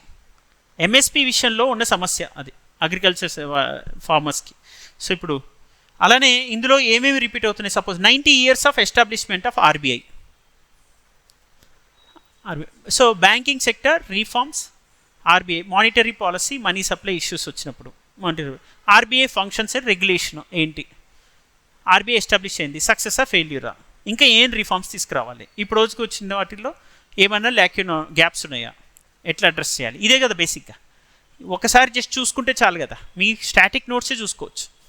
90 years అంటే మీరు ఇండెక్స్ చూస్తే మీకు కొంచెం ఐడియాస్ వస్తాయి. మీరు లోపలికి వెళ్ళి ఏం చదవద్దు, ఓన్లీ ఇండెక్స్ పేజెస్ చూడండి. లోపల ఆటోమేటిక్గా మీకు డౌట్ ఉంటే మీరే పోతారు జస్ట్ ఇట్లా స్కిమ్ చేయడానికి, రైట్. అలానే సైన్స్ అండ్ టెక్నాలజీ కూడా రీసెంట్ కరెంట్ అఫైర్స్ లాస్ట్ 6 monthsగా అయినవి. ఇప్పుడు ప్రధానమంత్రి జన్ధన్ యోజన ఒక 2 months బ్యాక్ న్యూస్లో ఉంది, అది ఒకసారి చూడండి. సెబీ రోల్ గురించి ఒకసారి వచ్చింది, అది అవసరం లేదు మనకి. 16th ఫైనాన్స్ కమిషన్ ఫ్రేమ్ అయింది, ఇప్పుడు ఫామ్ అయింది 16th ఫైనాన్స్ కమిషన్. అది అవ్వచ్చు. సపోజ్ ఈరోజు మనం క్వశ్చన్ ఇచ్చినప్పుడు ఎలా ఇచ్చామో, జనరల్ క్వశ్చన్స్ మీకు స్టార్టింగ్లో టెస్ట్ సిరీస్లో రాస్తున్నప్పుడు ఎలా ఉంటుంది, ఇన్ఫ్లేషన్ మీద అడుగుతాం సింపుల్గా, వాట్ ఈజ్ ఇన్ఫ్లేషన్ అనో what are different types of inflation అనో అడుగుతాం. అది ఇప్పుడు వచ్చిన తర్వాత కూడా ఇంకా ఇన్ఫ్లేషన్ అనుకుంటే కొంచెం ఎన్రిచ్ చేస్తాం. క్వశ్చన్స్ అక్కడ సింపుల్గానే రావచ్చు, కానీ ఇక్కడ మనం కేవలం ఎలా అడిగాం, ఇక్కడ డిఫ్లేషన్ డిస్ఇన్ఫ్లేషన్ మధ్య డిఫరెన్స్ అడిగాం. ఇప్పుడు ఇది చదువుకోవడం వల్ల మీకు కొంచెం అడ్వాంటేజ్ ఏముండొచ్చు, జనరల్గా ఇన్ఫ్లేషన్ టైప్స్ గురించి ఒకవేళ క్వశ్చన్ వచ్చినా మిగతా టైప్స్, అది క్రీపింగ్ ఇన్ఫ్లేషన్, హైపర్ ఇన్ఫ్లేషన్ గురించి ఎట్లయితే రాస్తారో అంతే నీట్గా డిఫ్లేషన్ డిస్ఇన్ఫ్లేషన్ కూడా రాస్తారు. కొంచెం బేసిక్ కీవర్డ్స్ బాగా వాడతారు, ఎందుకంటే ఆల్రెడీ ఇక్కడ చదువుకున్నారు కాబట్టి, ఈరోజు లాస్ట్ ఎండ్కి వచ్చిన టాపిక్లో అవి చూసుకున్నారు కాబట్టి బెటర్గా రాయడానికి అవకాశం ఉంటుంది. అంటే మీరు సగం సగం రాసే బదులు పూర్తిగా రాస్తారు. అలానే జనరల్గా FRBM యాక్ట్ మీద అడిగాం క్వశ్చన్ అనుకోండి, స్టార్టింగ్ డేస్ ఆఫ్ టెస్ట్ సిరీస్లో ఎట్లా అడుగుతాం మనం, ఈవెన్ ఎగ్జామినర్కి ఇప్పుడు starting day of test series అన్నట్టు, అది starting days of test series. Examiner mains 3 సార్లు పెట్టలేదు కదా, సో మెయిన్స్ ఒకసారే పెడుతున్నాడు కాబట్టి examiner starting day of test series ఎట్లుంటుంది, బేసిక్గా FRBM ఛాలెంజెస్ ఏంటి, FRBM ఇంప్లిమెంటేషన్లో వస్తున్న డిస్ప్యూట్స్ ఏంటి సెంట్రల్ అండ్ స్టేట్ గవర్నమెంట్కి, ఇట్లాంటివి ఒక బేసిక్ క్వశ్చన్స్, కొంచెం అడ్వాన్స్ క్వశ్చన్స్ అవ్వచ్చు.